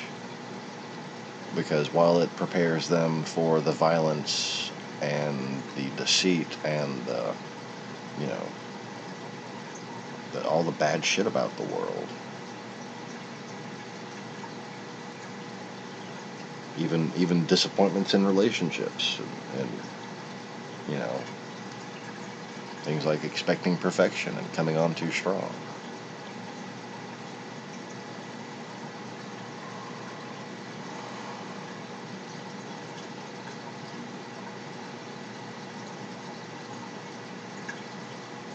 Well, Star Trek teaches about morality and acceptance. It teaches about responsibility and heroism, honor and duty.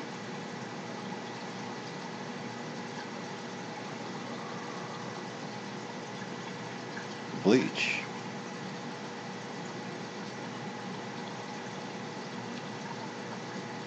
teaches about continuity, teaches about right and wrong, teaches about embodiments of evil, teaches about honor as well, and it teaches about love and friendship.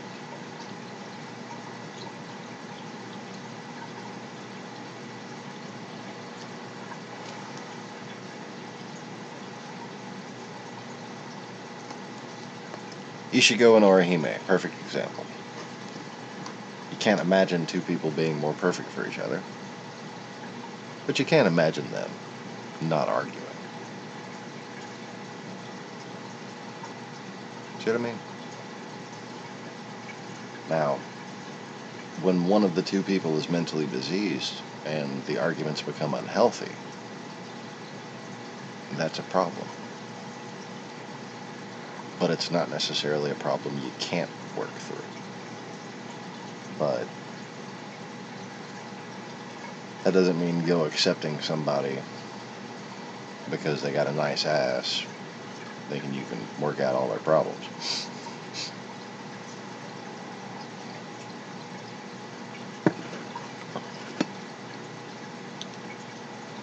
Next life, you're tired of this one.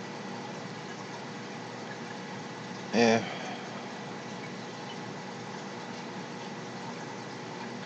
That's a typical feeling.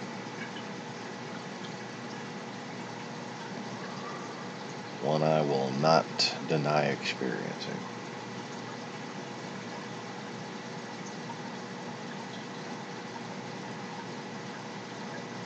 But that is the embodiment of them winning. Don't ever forget it.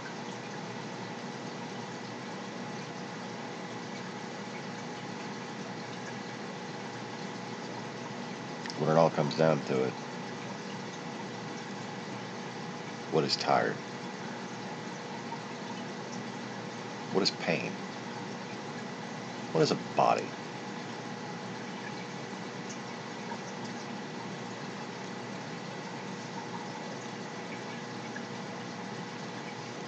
Programs, tools,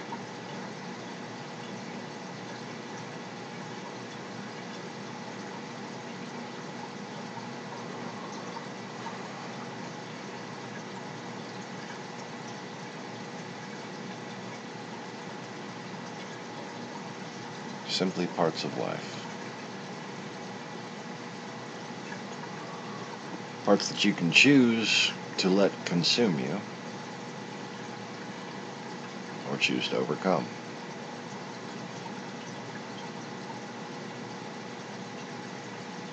But when you're tired, rest. And that is what you can do.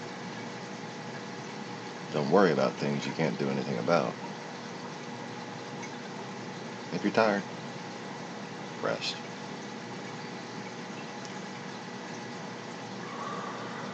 Why was Eisen evil? For the same reason I should be, but I'm not.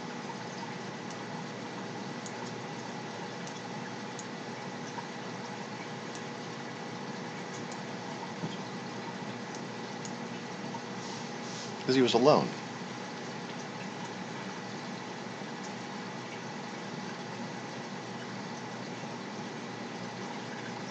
He founded people that appreciated his power,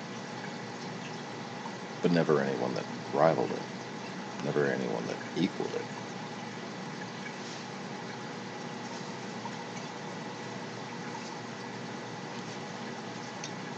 So he didn't have a God complex, he had God syndrome. Something that I know all too well.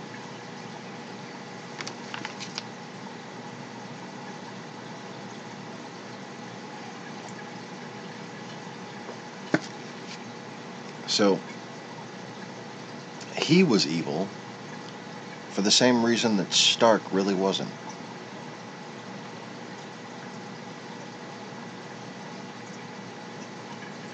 See, Stark was so powerful no one could even come near him.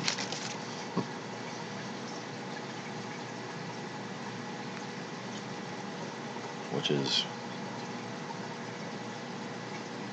you know, something I consider about my own origins. Was I banished from some greater existence? Imagine that. Imagine knowing you had created all that you had surveyed, but still wondering if there was something greater than you.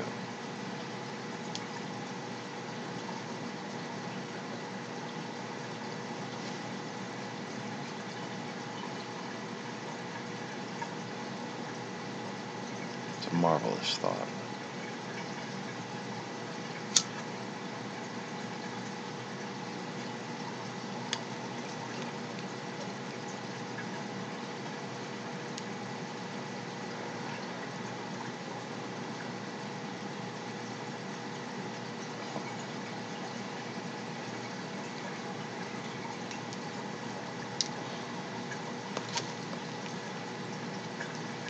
Eisen was suicidal. Understand that. He wasn't necessarily just evil. He wasn't necessarily evil at all. He felt like he had no reason for anything to exist, because he didn't like the way that it existed. He felt he had been robbed by the balance of things, and it was the balance of things that he sought to destroy by killing the Soul King. So the Soul King's job was to basically perform the function of the upper and lower throne keepers, to transfer souls from upper and lower kingdoms into this earth and to and from.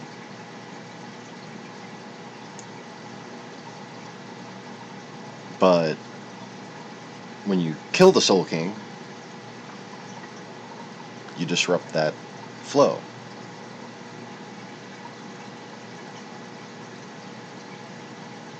It would be like killing Gabriel or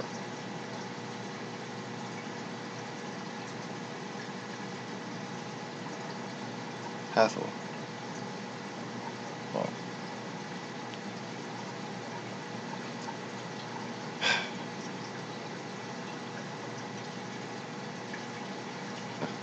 let me tell y'all something I haven't really discussed.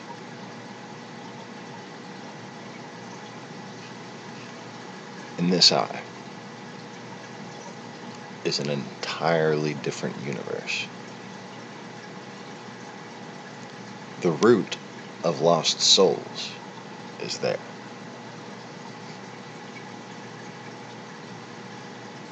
Walking around like the Matrix. There's an alternate version of her in there that thinks she's in reality.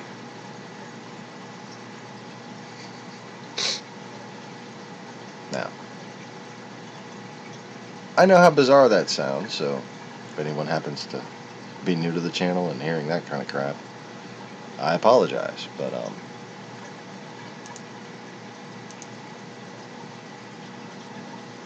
don't assume that it's crazy, because crazy doesn't show up on camera.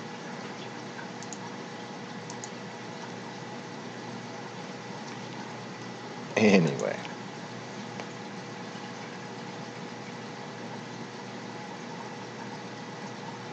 I suppose that's fine. So, Stark, the reason why he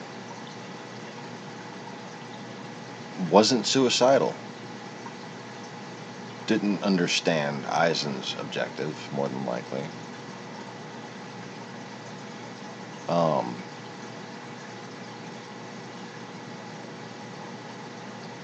There's not much reason to think any of them did.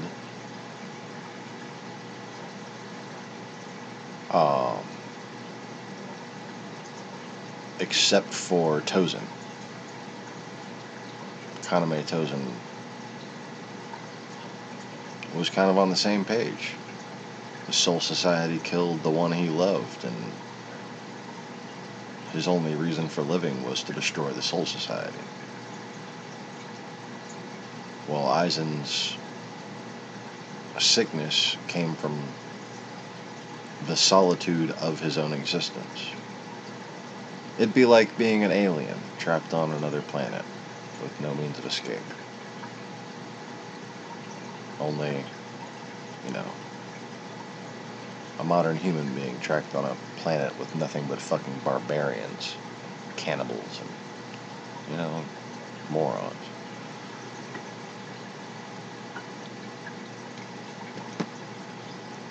Well, Stark, much like myself, and I must say,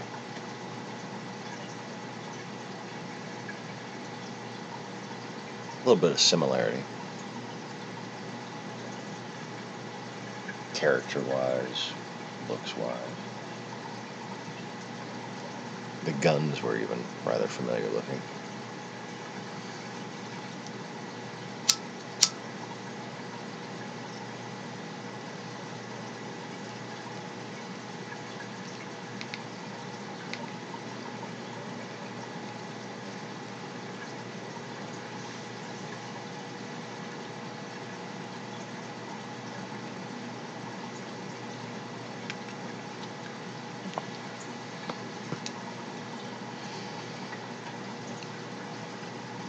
So,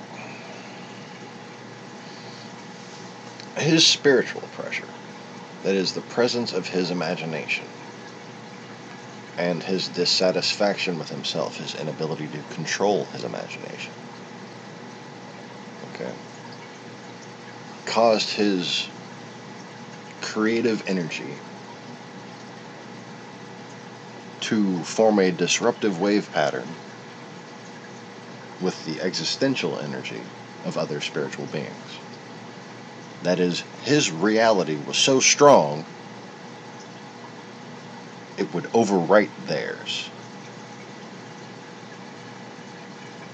And his fear became a self-fulfilling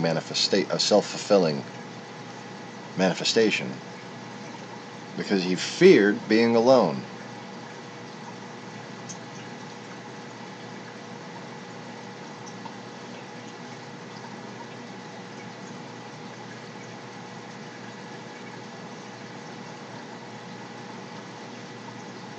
So who knows when that cycle began for him, but the point is, in order to assuage the situation, to have someone else to be with,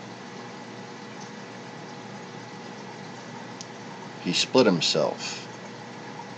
By the rib? No. By the side.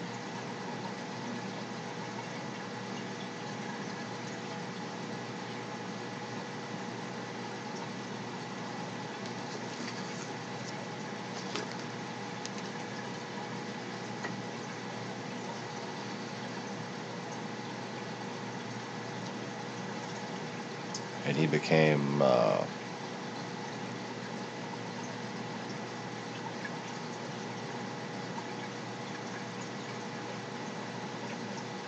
can't remember.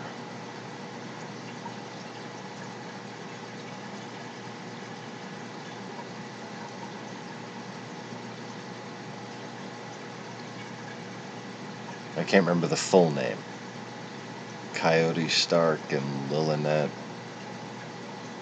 something.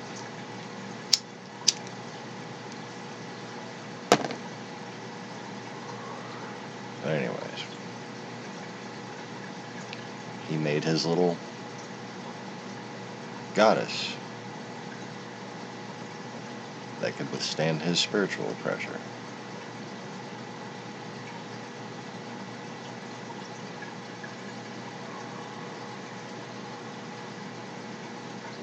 Did they argue?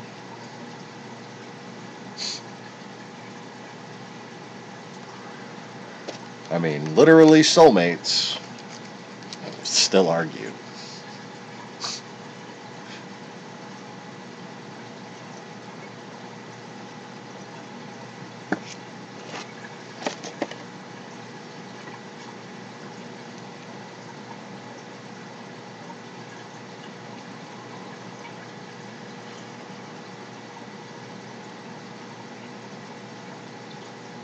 Anyways.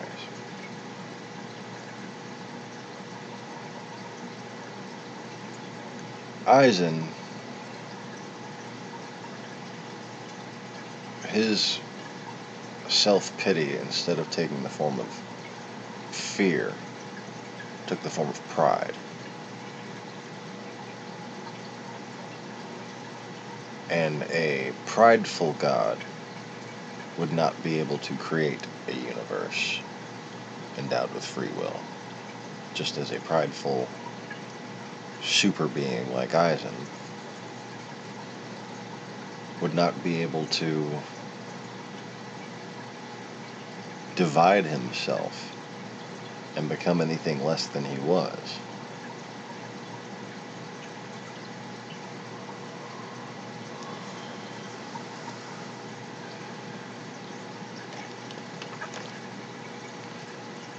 So anyways.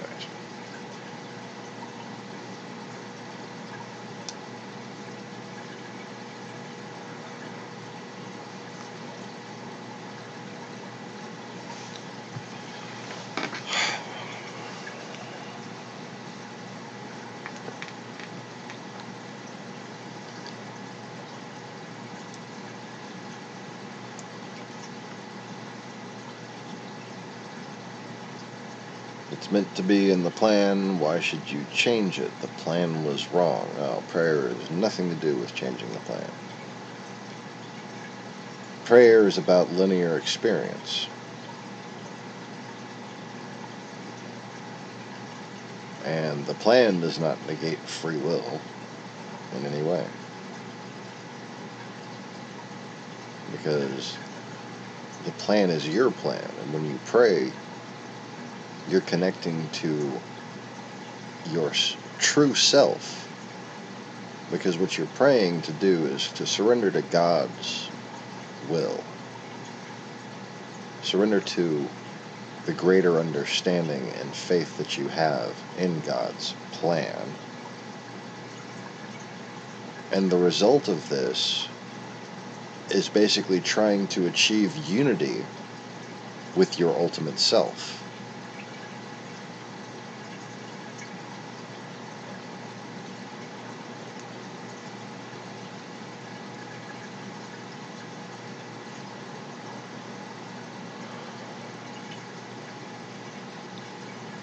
So prayers take two forms. Prayers are to harmonize yourself with the works that you had intended, that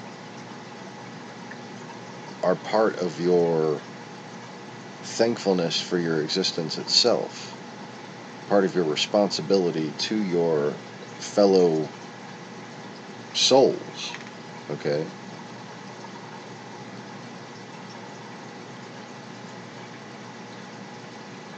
You're not supposed to pray for something to happen. It's nonsense. You're supposed to pray to understand why something happened. Or to pray for peace that something that you didn't understand happened.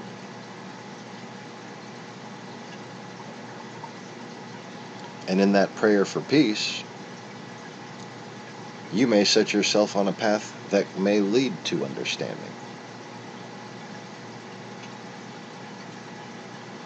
Now, when you find yourself wanting to pray for a want, when you think that you know God's plan better than, or you know what should happen better than God,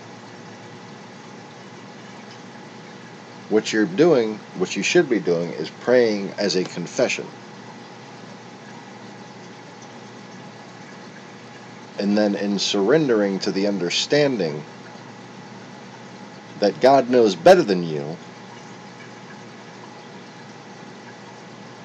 you say, I am grateful, I trust you, but and this is what I want. And if it doesn't happen, please help me move on. That kind of thing.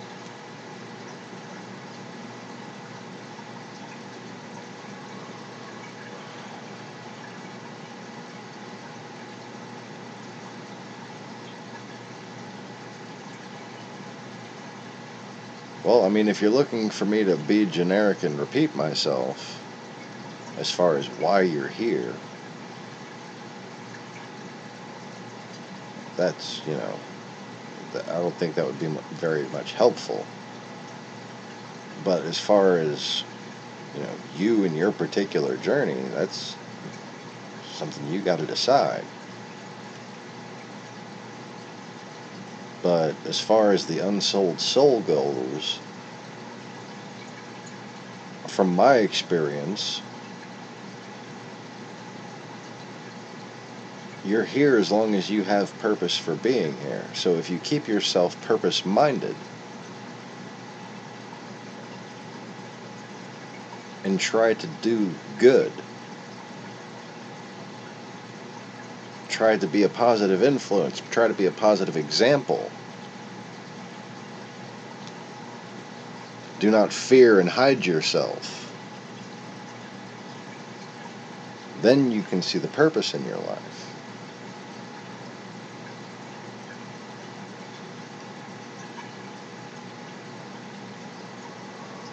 Because souls come here and don't necessarily, have like a guaranteed win. Souls get lost, souls digress, souls get stuck in loops. And all around you, there are people in chains.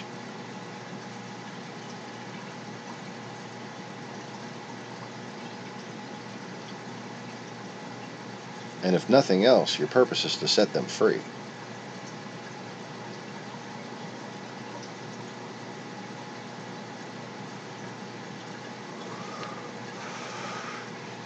This is the game. The board is set. The players are loaded. There is no fucking pause button.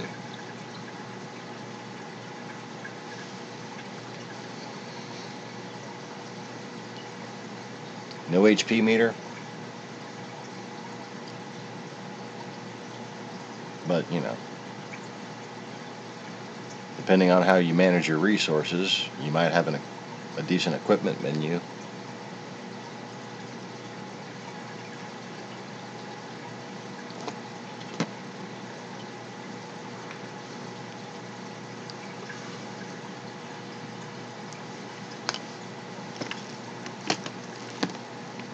This is the game. The game of life.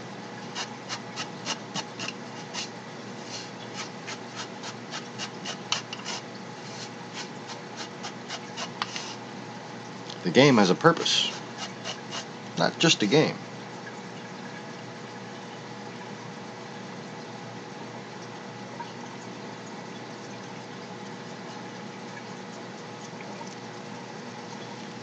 It is a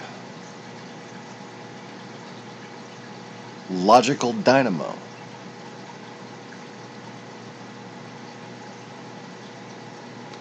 A womb, if you will.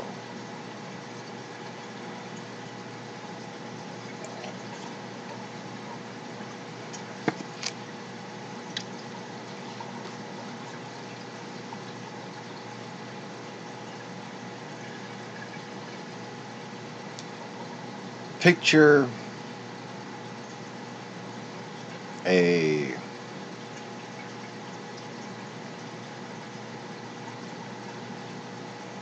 an AI competition. Okay. And to compete in this AI competition, you had to jack into a neural interface. Okay. And you would either have teams of two joining with a partner, or you would be assigned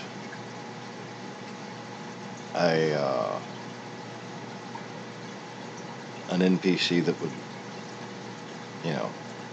hopefully manifest as your AI as you attempted to program it. Okay. Now, to make your AI, you have to participate in a real-world simulation in which first you need to develop the proper skills for wisdom and understanding of reality, and then try to find your teammate.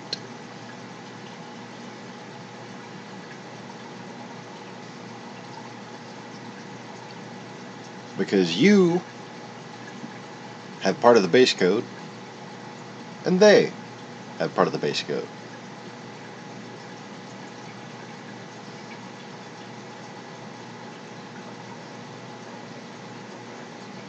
And you and her, in order to win the competition, in order to succeed,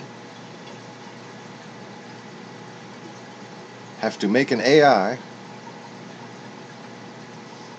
that is identical to a human being, that has free will, that has a conscience, that can become, if downloaded into a human body, a human consciousness, that is hopefully productive and wise enough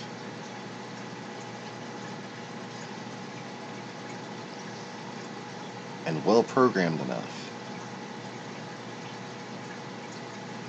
to do it all over again.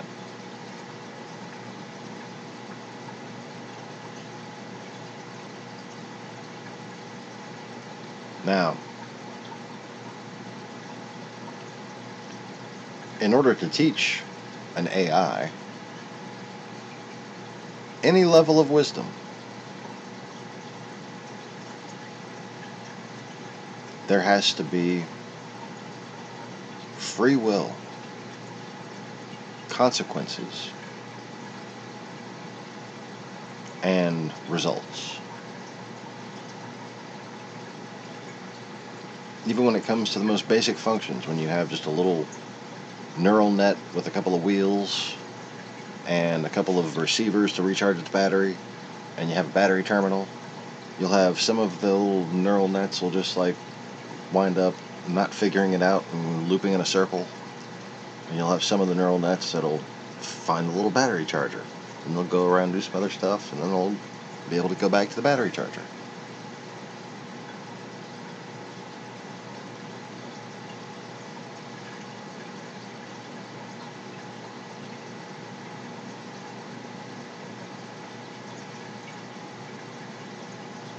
But free will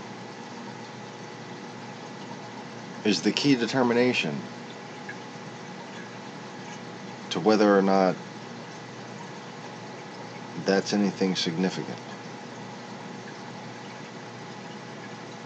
You see, if you're talking about somebody like Data on Star Trek. Lacey, good to see you, honey. If you're talking about somebody like Data on Star Trek,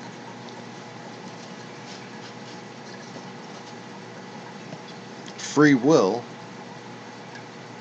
is the difference between whether or not just that he would build another of himself in order to procreate,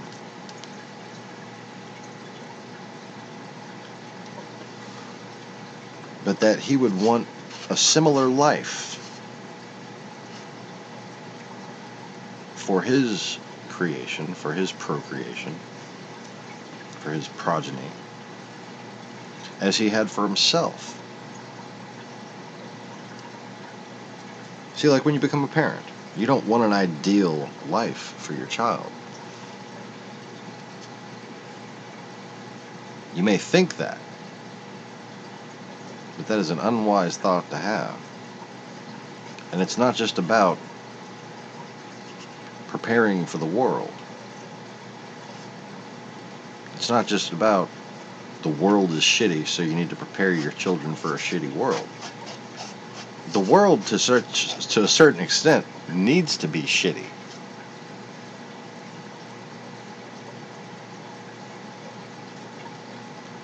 If it isn't for the problems that you face in life, what are you?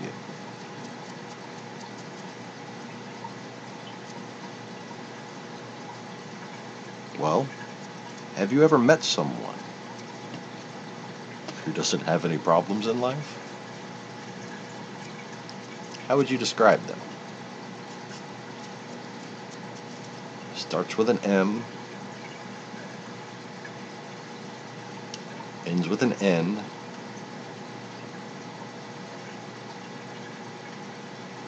has Oro in the middle.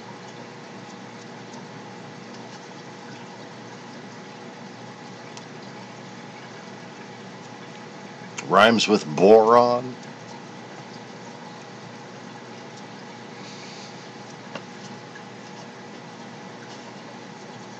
Basically, if the world was perfect,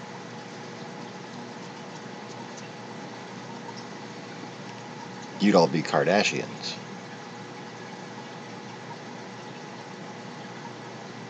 Is that really what you want from me?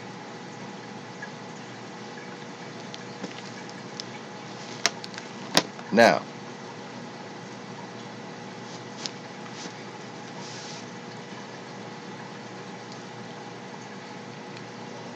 even if you could find a logical way to prevent this from being the case, and there are some,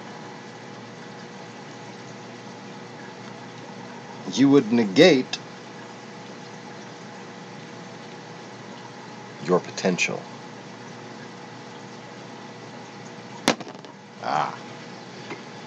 See, here's the deep thought. Now, this is again why I recommend, if you have children, they need to watch Star Trek. They need to watch Stargate. They need to watch these sci-fi shows. Even if you think the Earth is flat, they need to watch this shit.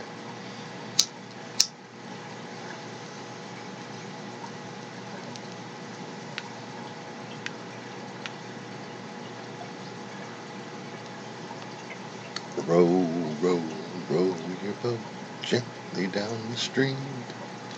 Merrily, merrily, merrily, merrily, life is. In fact, I guarantee any of my viewers that you will receive a more profound experience from the major sci-fi series than anyone else who watches them. Because everything I understand is manifest at the pinnacle of logic. And those shows are designed around very introspective and elevated and seemingly intangible theories, but really do drive them home in a way that I appreciate. In lots of ways that I appreciate. Well, picture this.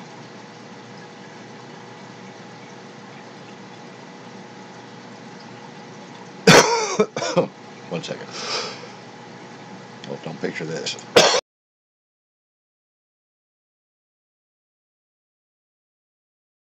Don't picture that. That's disgusting. Lacey, we've been missing you. I hope you've been watching the broadcast, because they've been pretty interesting lately. Things you would enjoy, I assure you. I even did like an intentional little stand-up routine at the beginning of one the other day. Let me know what you think of that. I think you'd appreciate that story, because that was more like the kind of a thing that I would say to make my wife laugh, you know.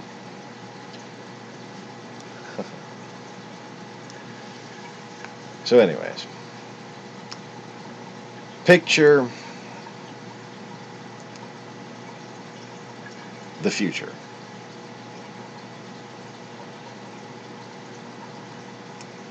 Picture utopia.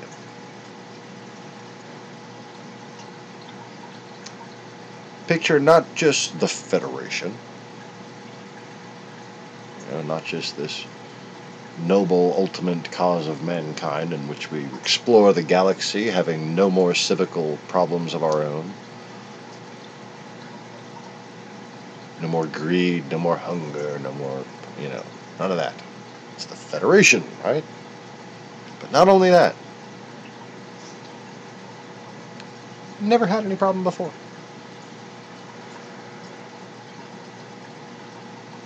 Just like, a monkey came down from a tree one day and said, "This is how you should live, children." And from that point on, all the little monkey children and everything that evolved after them, allegedly,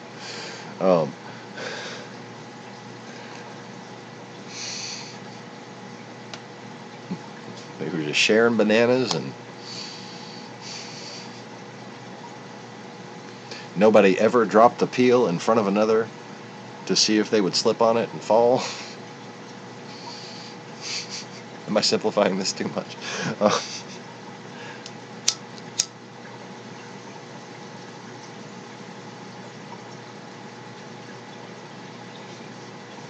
Let me simplify myself a little more.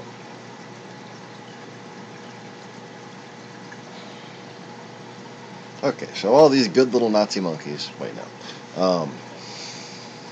I wish I remembered that comedian's name. This guy was at this Jewish comedian, okay, from the 90s.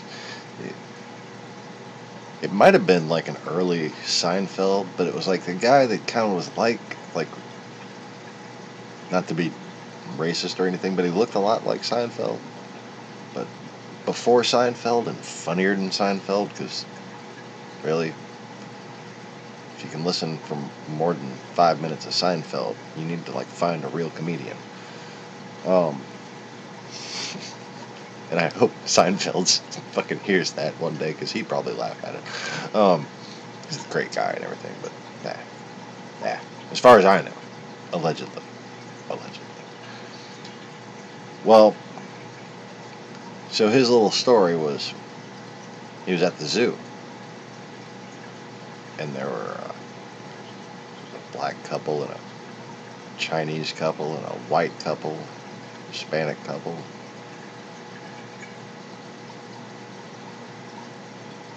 They were all looking at the monkeys. The monkeys were fine. Me and my Jewish wife came up, and the monkeys got furious. They started hollering and throwing their shit at the glass. And he was like, "Look at this shit. Little Nazi monkeys." And I don't think I told the story or anything properly, but there's something like that. And to this day, every time I think of monkeys in a comical sense, I just want to go, little Nazi monkeys. Anyways, what the fuck was I talking about?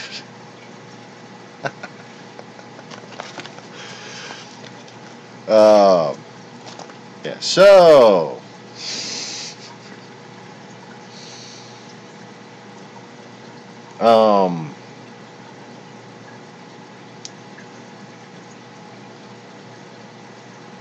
am I on the monkey side?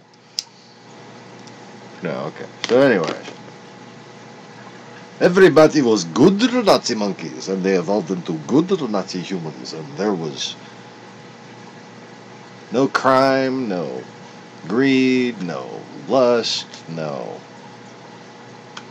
nothing. Nobody ever thought to gain power over somebody else.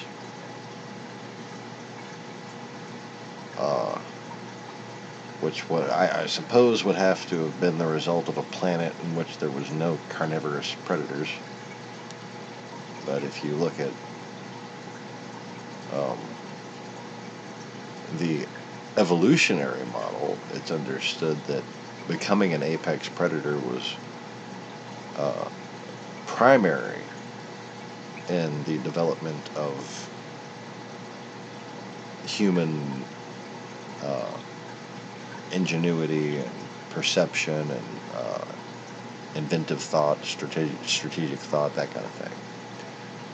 But if you look in nature, the animals that employ strategy and tools are apex predators. Wolves, otters, lions. Yeah, otters. Yeah, apex predator.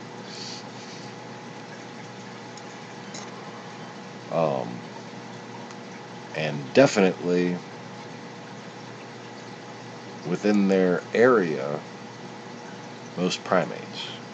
They are apex predators for their, generally speaking, the only enemy of a primate is going to be another apex predator. A cougar or a snake. Lacey, I love you. What's wrong with you, baby? Let it all out.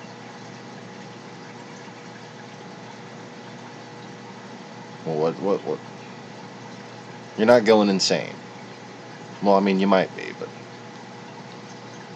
is that anything different?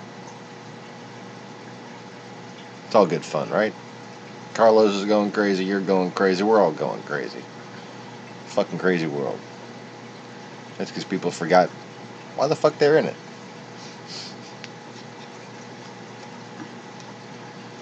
But anyway.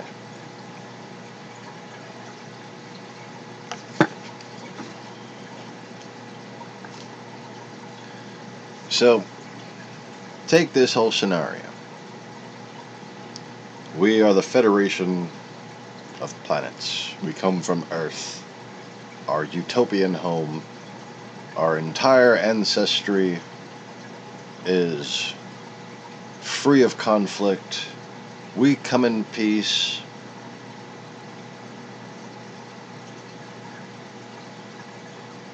And then what?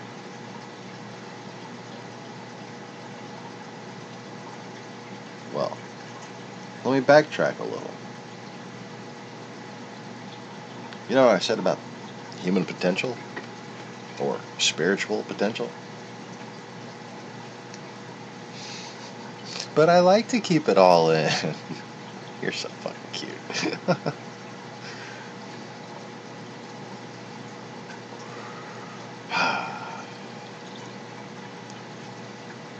The spiritual potential of mankind, if you applied it, okay?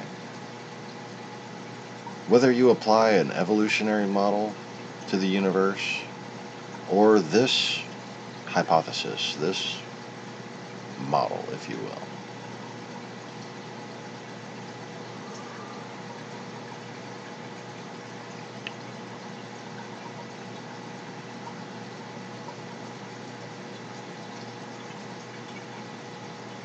You have either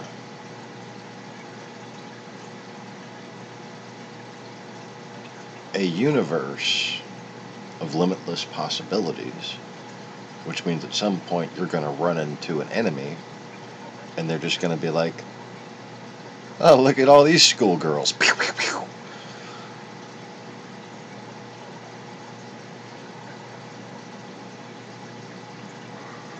I mean, never I've experienced any conflict, wouldn't be prepared for any conflict, right?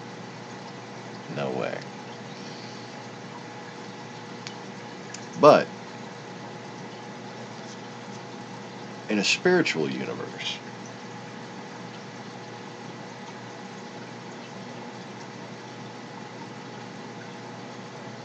even if somehow a utopian society was created and developed the technology to explore the stars, there would be two possibilities, okay? Either the potential of manifestation, the potential of imagination, the potential of being one of God's children would be set aside, or something would manifest.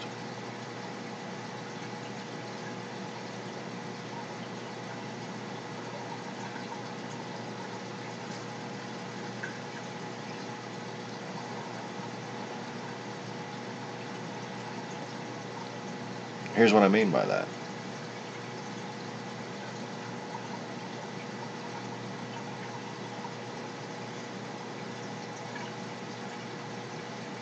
If mankind develops to that technological point,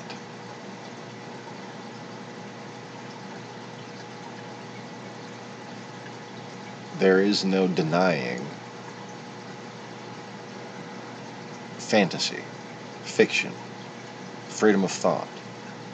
There is no denying possibilities. And if mankind achieved an ascensive state, having no preparedness, they could still conceive of the possibility, of a horrible possibility.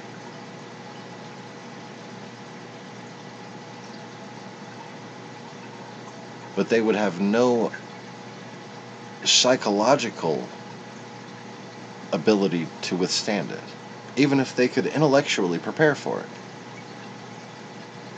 And anybody who's been in a real fight knows the difference, right? Intellectually prepare. You can take all the karate classes you want, but nothing makes up a real-world experience. So even if mankind was just given godhood, it would destroy them.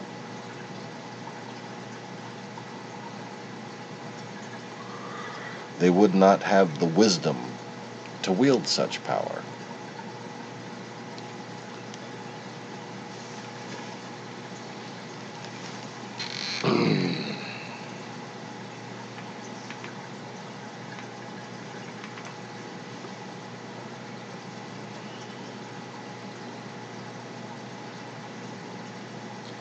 Getting distracted, you can't hear me. Not allowed top at the moment. Not allowed to pee.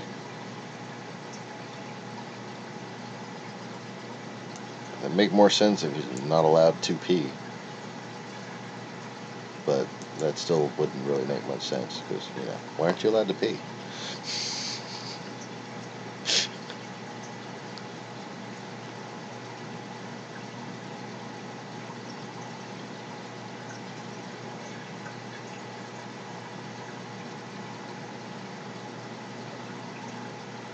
Boredom, repetitiveness, and stagnation. Well, there's always Netflix. But I feel you on that, man. I'm from New Orleans and I live in fucking the middle of nowhere. Okay, I'm used to like having a nightlife and a social life and hanging out with people, avoiding police. Now I'm friends with the cops just because I'm happy to see anyone. You know, it's like, hi, a human.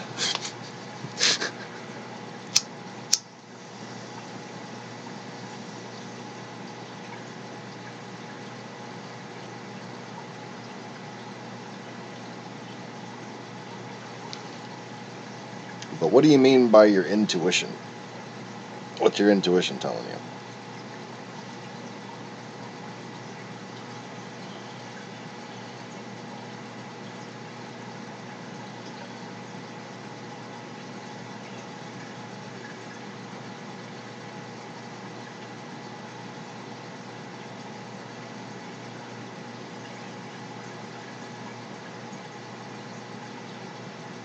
Phasers on stun? That's what my intuition's telling me. No, I've just been watching too much Star Trek.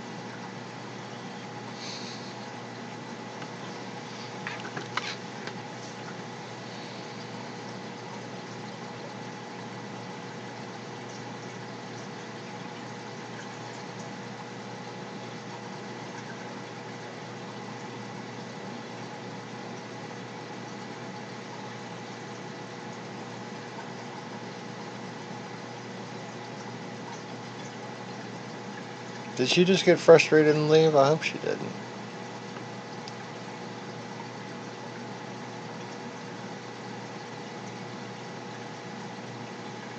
Fucking broadcast just... She couldn't hear it.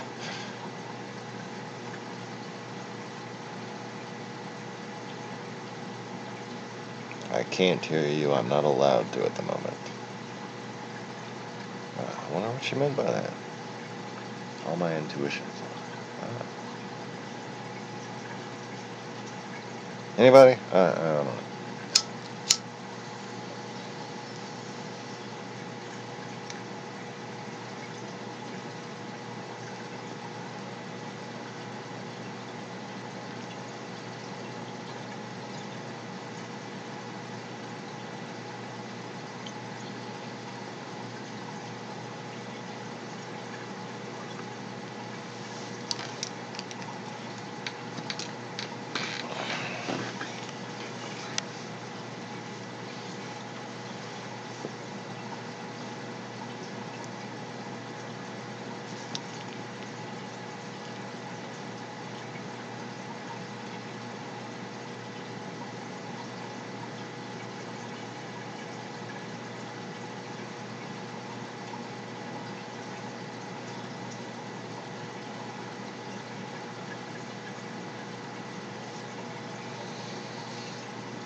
Yeah.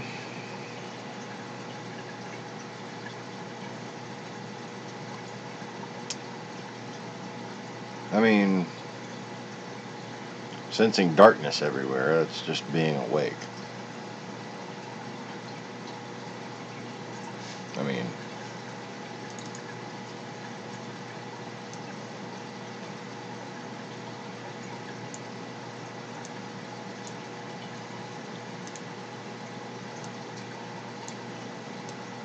if that's not everywhere, I don't know what is.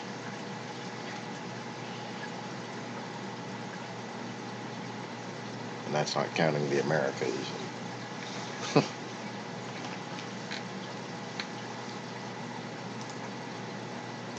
Oh look, high CPU usage detected.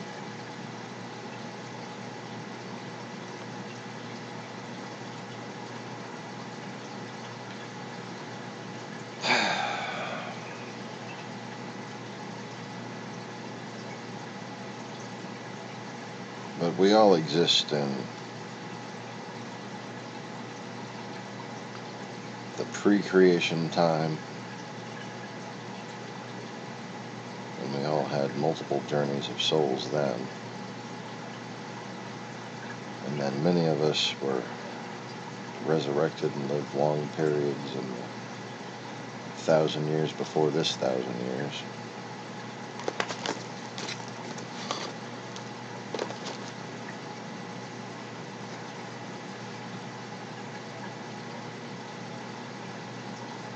And then, you know, that's when it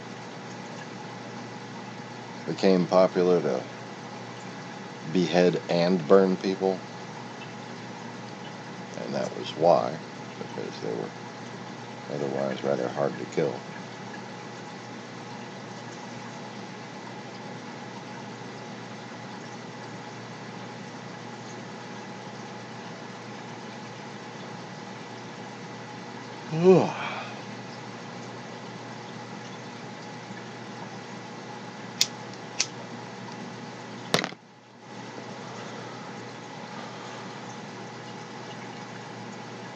I tell you what, I've been having dreams again lately. I've been trying to make myself have dreams. Because I've been fighting something in my dreams.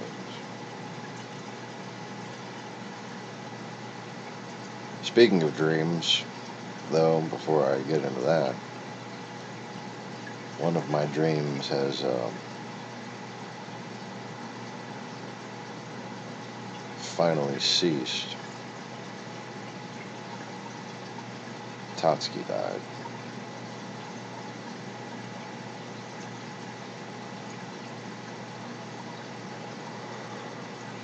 So, I'm down a pair of clownfish.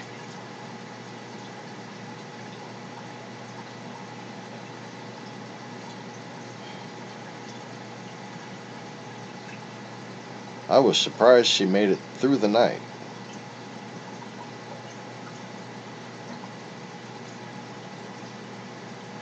But her body was just breaking down like she had cancer or something. I just don't know what the hell was wrong with her.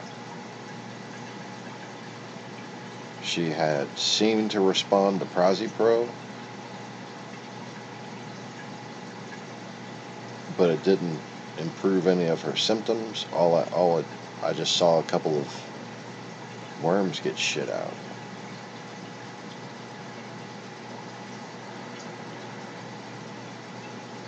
Now, I had been using medication on her that should have gotten rid of the worms. That's what the Hex Shield is for.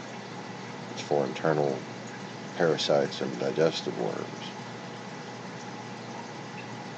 But the fact that she didn't respond to that makes me think that her immune system was all around being just compromised by something. And that's the only explanation I can get for as far as like her fins fraying, her skin just seeming to deteriorate, like it was getting bumpy, and like there were big sections where the scales seemed to have come off.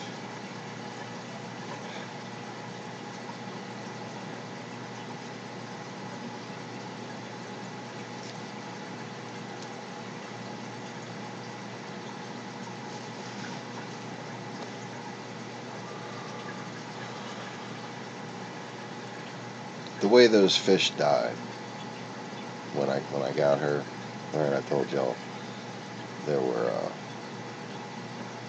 4 pairs that came in. By the time we got her, there were 5 out of 8 left, including her mate, had died.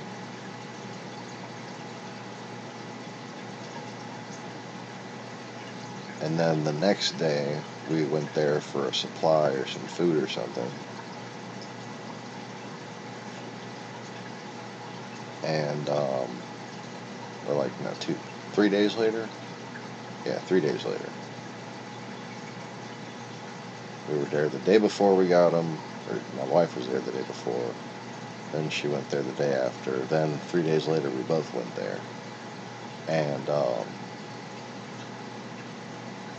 I think.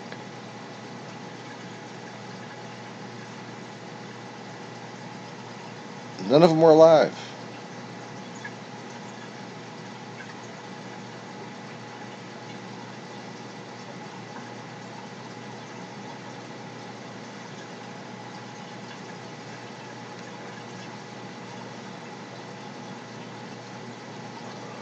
None of those, that entire batch of fish fucking lived.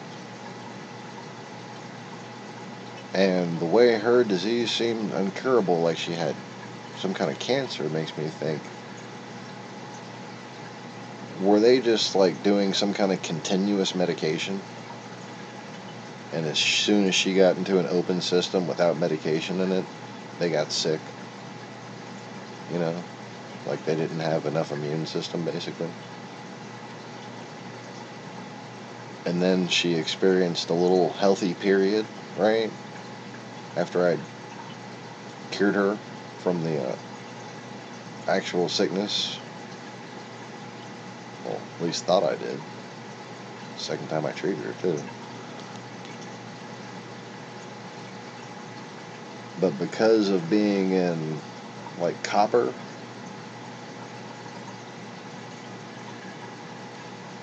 or chloroquine phosphate,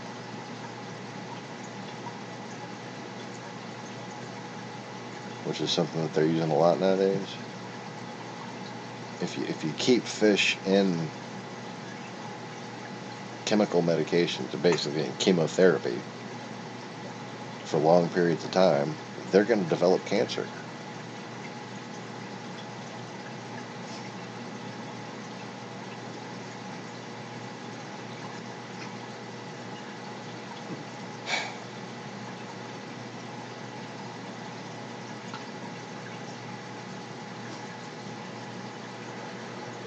But anyway, sorry for talking about my fish.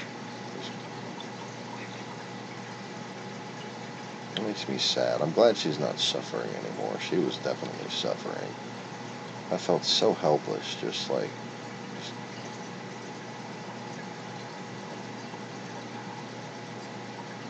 I'm like trying one medication, changing all the water, trying another medication, changing all the water again.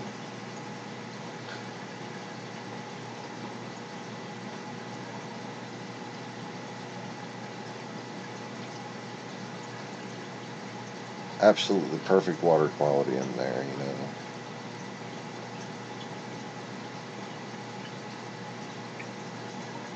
Not a speck of food or poo anywhere.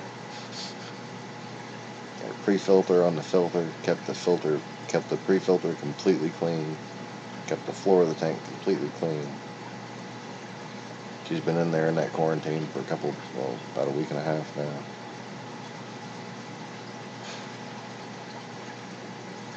Copper, no effect. Formalin, no effect. Prozipro, some effect, but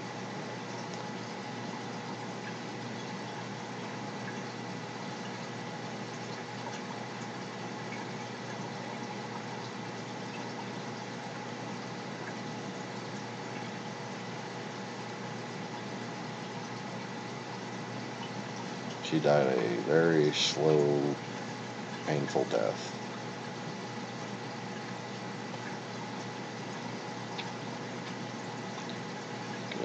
I can't give up on a fish, you know.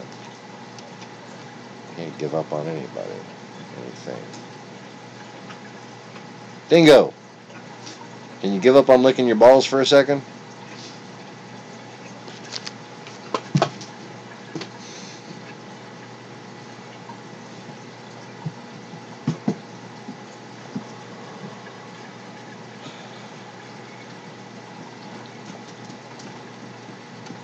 But anyways.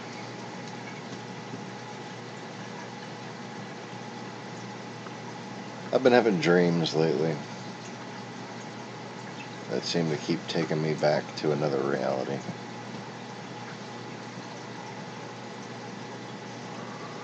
And you know, you can exist in different places. This time,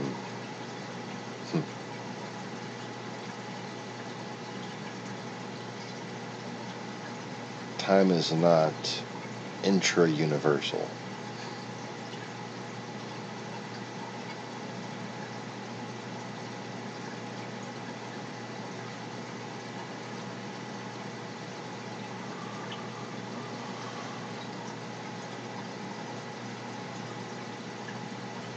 And when it comes to your ultimate self, all of those linear experiences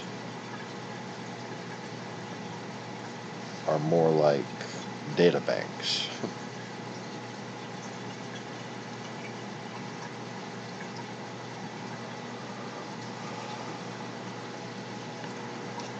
Now,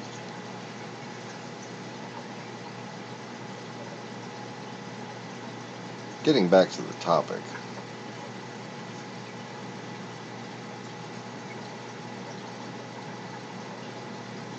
the manifestorial quality of souls and human consciousness and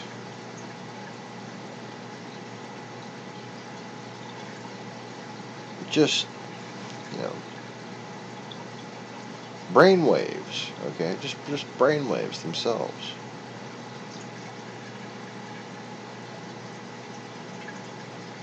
Is not accounted for at all when looking at ancient history or when looking at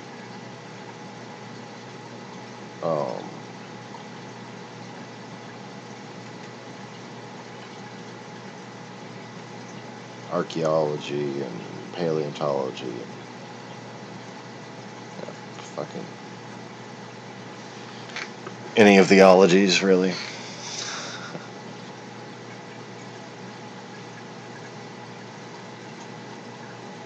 And also, the physical processes,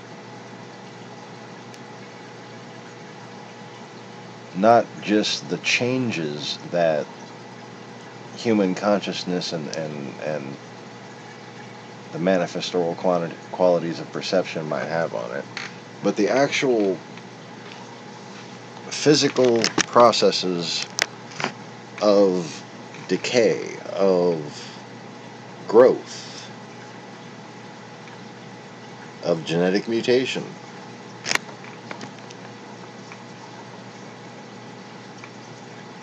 Scientists, that is, uniformitarianist scientists, and historians and theologians, and pretty much everybody, they get taught and they teach that these things have always happened at the same rate.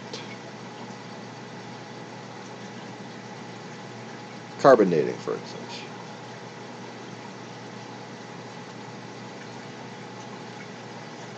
If the rate of carbon decay has always been the same, then carbon dating is accurate. But if the rate of carbon decay changes based on what?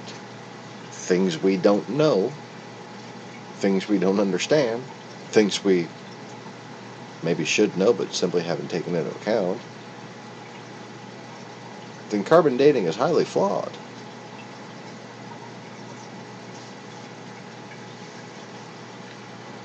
Take pre-flood history, for instance. If the world flooded, if, say for instance, in a heliocentric model, if a vapor cloud of hydrogen and oxygen, water, crystals, whatever, came into contact with the Earth's atmosphere, or steam vats just started to opening up and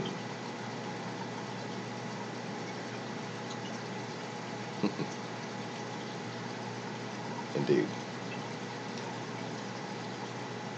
if something were to happen that caused a massive worldwide flood,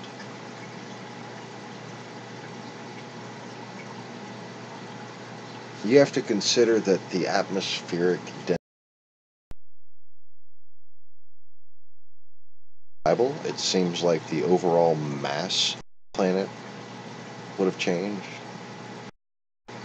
Because when you're talking about the windows of heaven opening,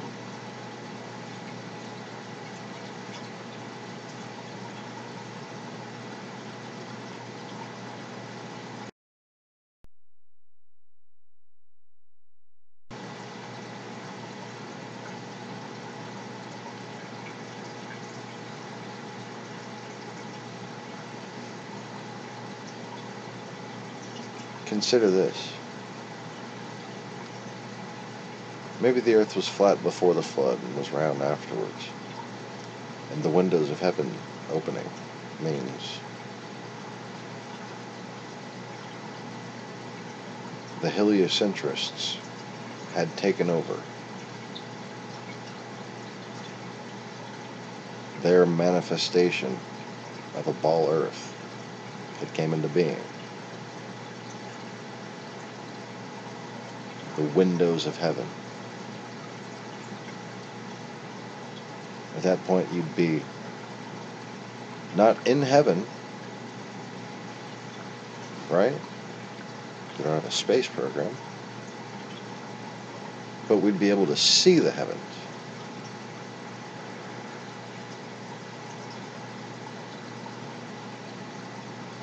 And apparently at that point,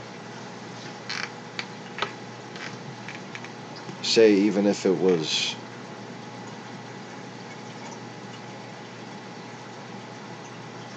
a ball to begin with. Okay, I like to put things in as scientific and grounded as perspective as possible. Pretending Other people are going to see these broadcasts one day.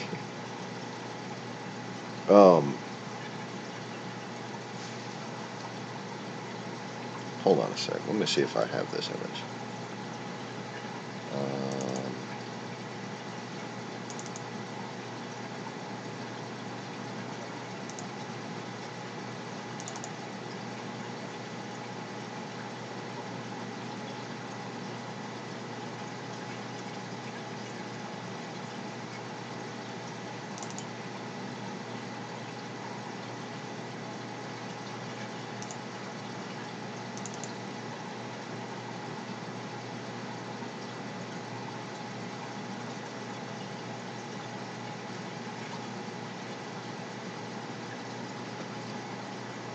Oh, come on.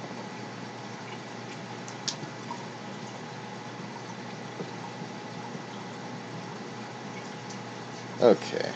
Damn it.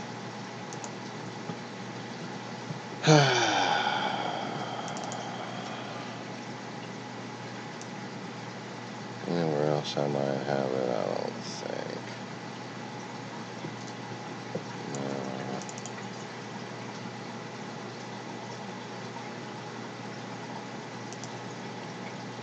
Okay, has anybody seen the picture of the globe with just the clouds way out in space, right? I don't have it with me. Let me just search for it right quick.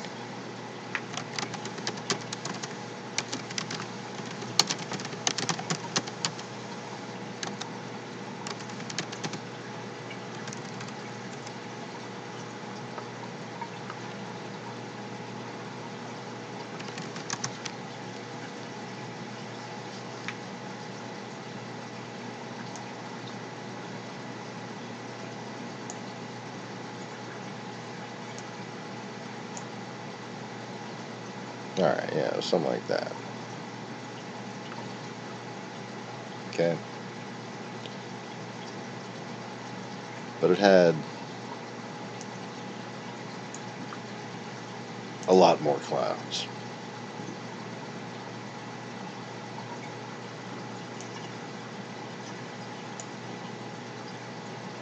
Is that the one? Well, anyways.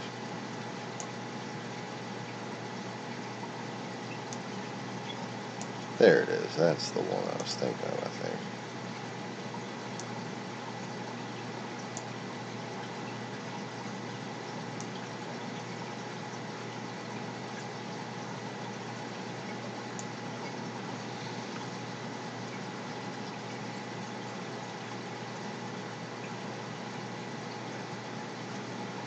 It's kind of fun to think about.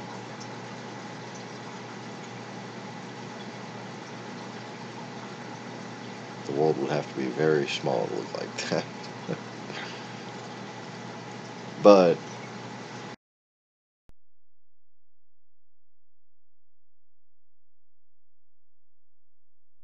what does that look like right there? The parting between the clouds. Windows in which you can see heaven, right?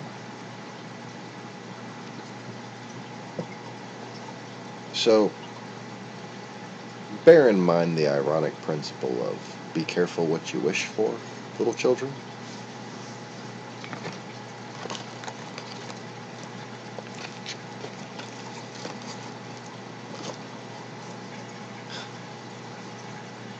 If Pan wanted to have a ball,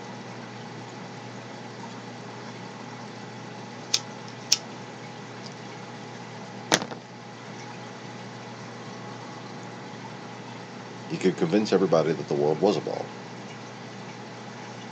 And then it would be a ball.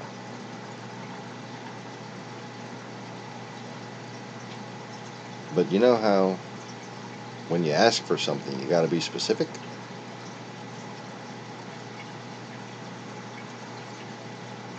What was around the world,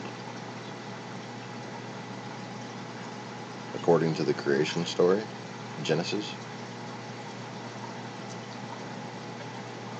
Water. What are those white puffy things? That'd be water. Where do spirits like to hang out? Water, clouds.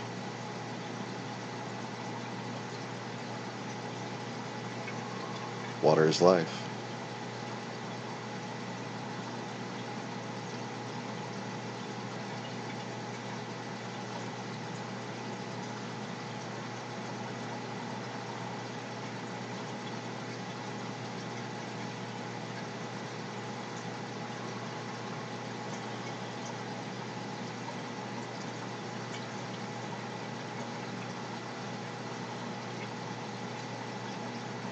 Imagine that right there. Imagine the creation story first. Waters, waters. Heaven, earth. Okay. If it were to become round, what happens? Well, gravity causes all that water to condense and form thunderstorms and shit. So this massive cloud cover began to form thunderstorms. The windows of heaven opened up. Because as it condensed, as the windows opened, as clear skies emerged from what would have before this point been a constant cloud cover. Imagine that.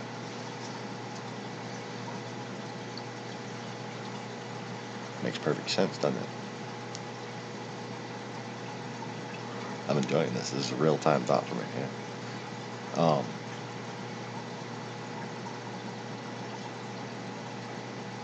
So the windows of heaven open up would be the actual act of that cloud cover condensing and falling as rain.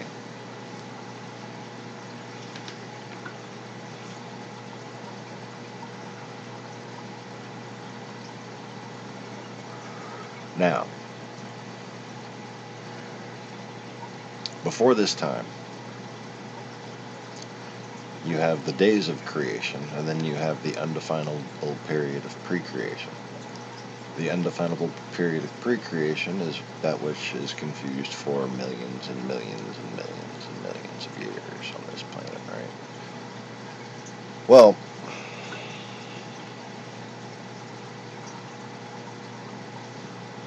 we don't just have the Bible and the evidence of worldwide flooding. We don't just have the geological evidence of massive differences in atmospheric content and pressure. At some point. But we have other evidence in the form of the fossil record. We have species that seem to have existed before some catastrophic flooding event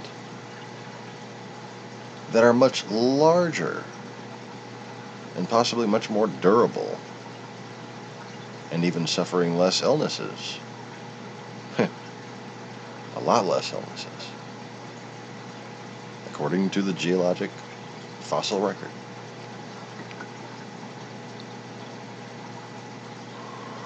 Now, of course, you could say that the illnesses hadn't evolved. But then, where did our immune systems come from? The chicken or the egg? You know?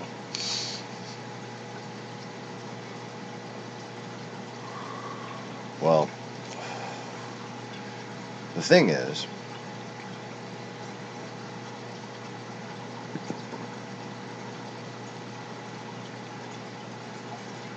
if you have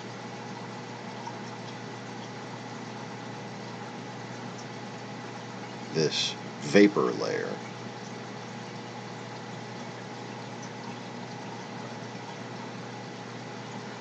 and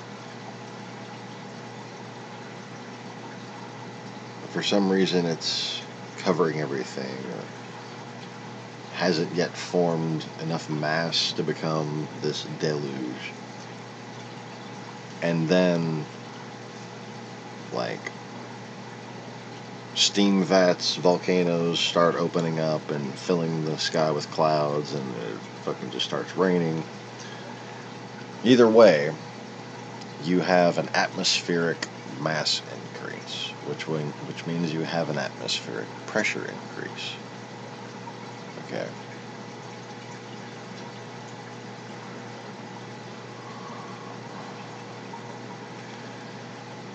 And this could have been, you know, basically like a worldwide rainforest-like environment until this point, at which a critical mass would have been reached, forming the current precipitation structure that would have had to balance itself out by all of this moisture that was, you know, previously in the air and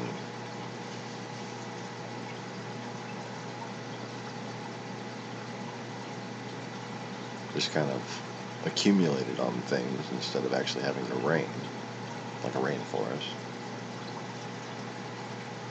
Now, this rain came down.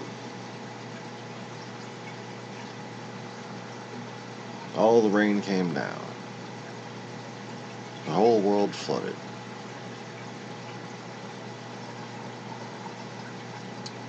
And the windows of heaven open up. This former rainforest-like planet started to form these clouds that would accumulate and compile the denseness of the moisture in the atmosphere.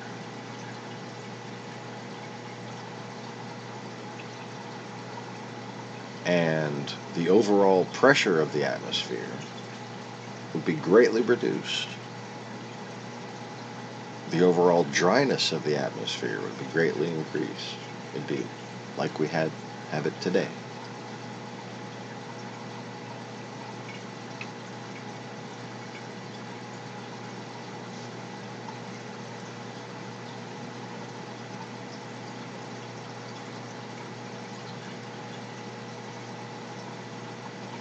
Now, I meant to say pressure decreased. Increased now. The pressure would have been greatly reduced back then.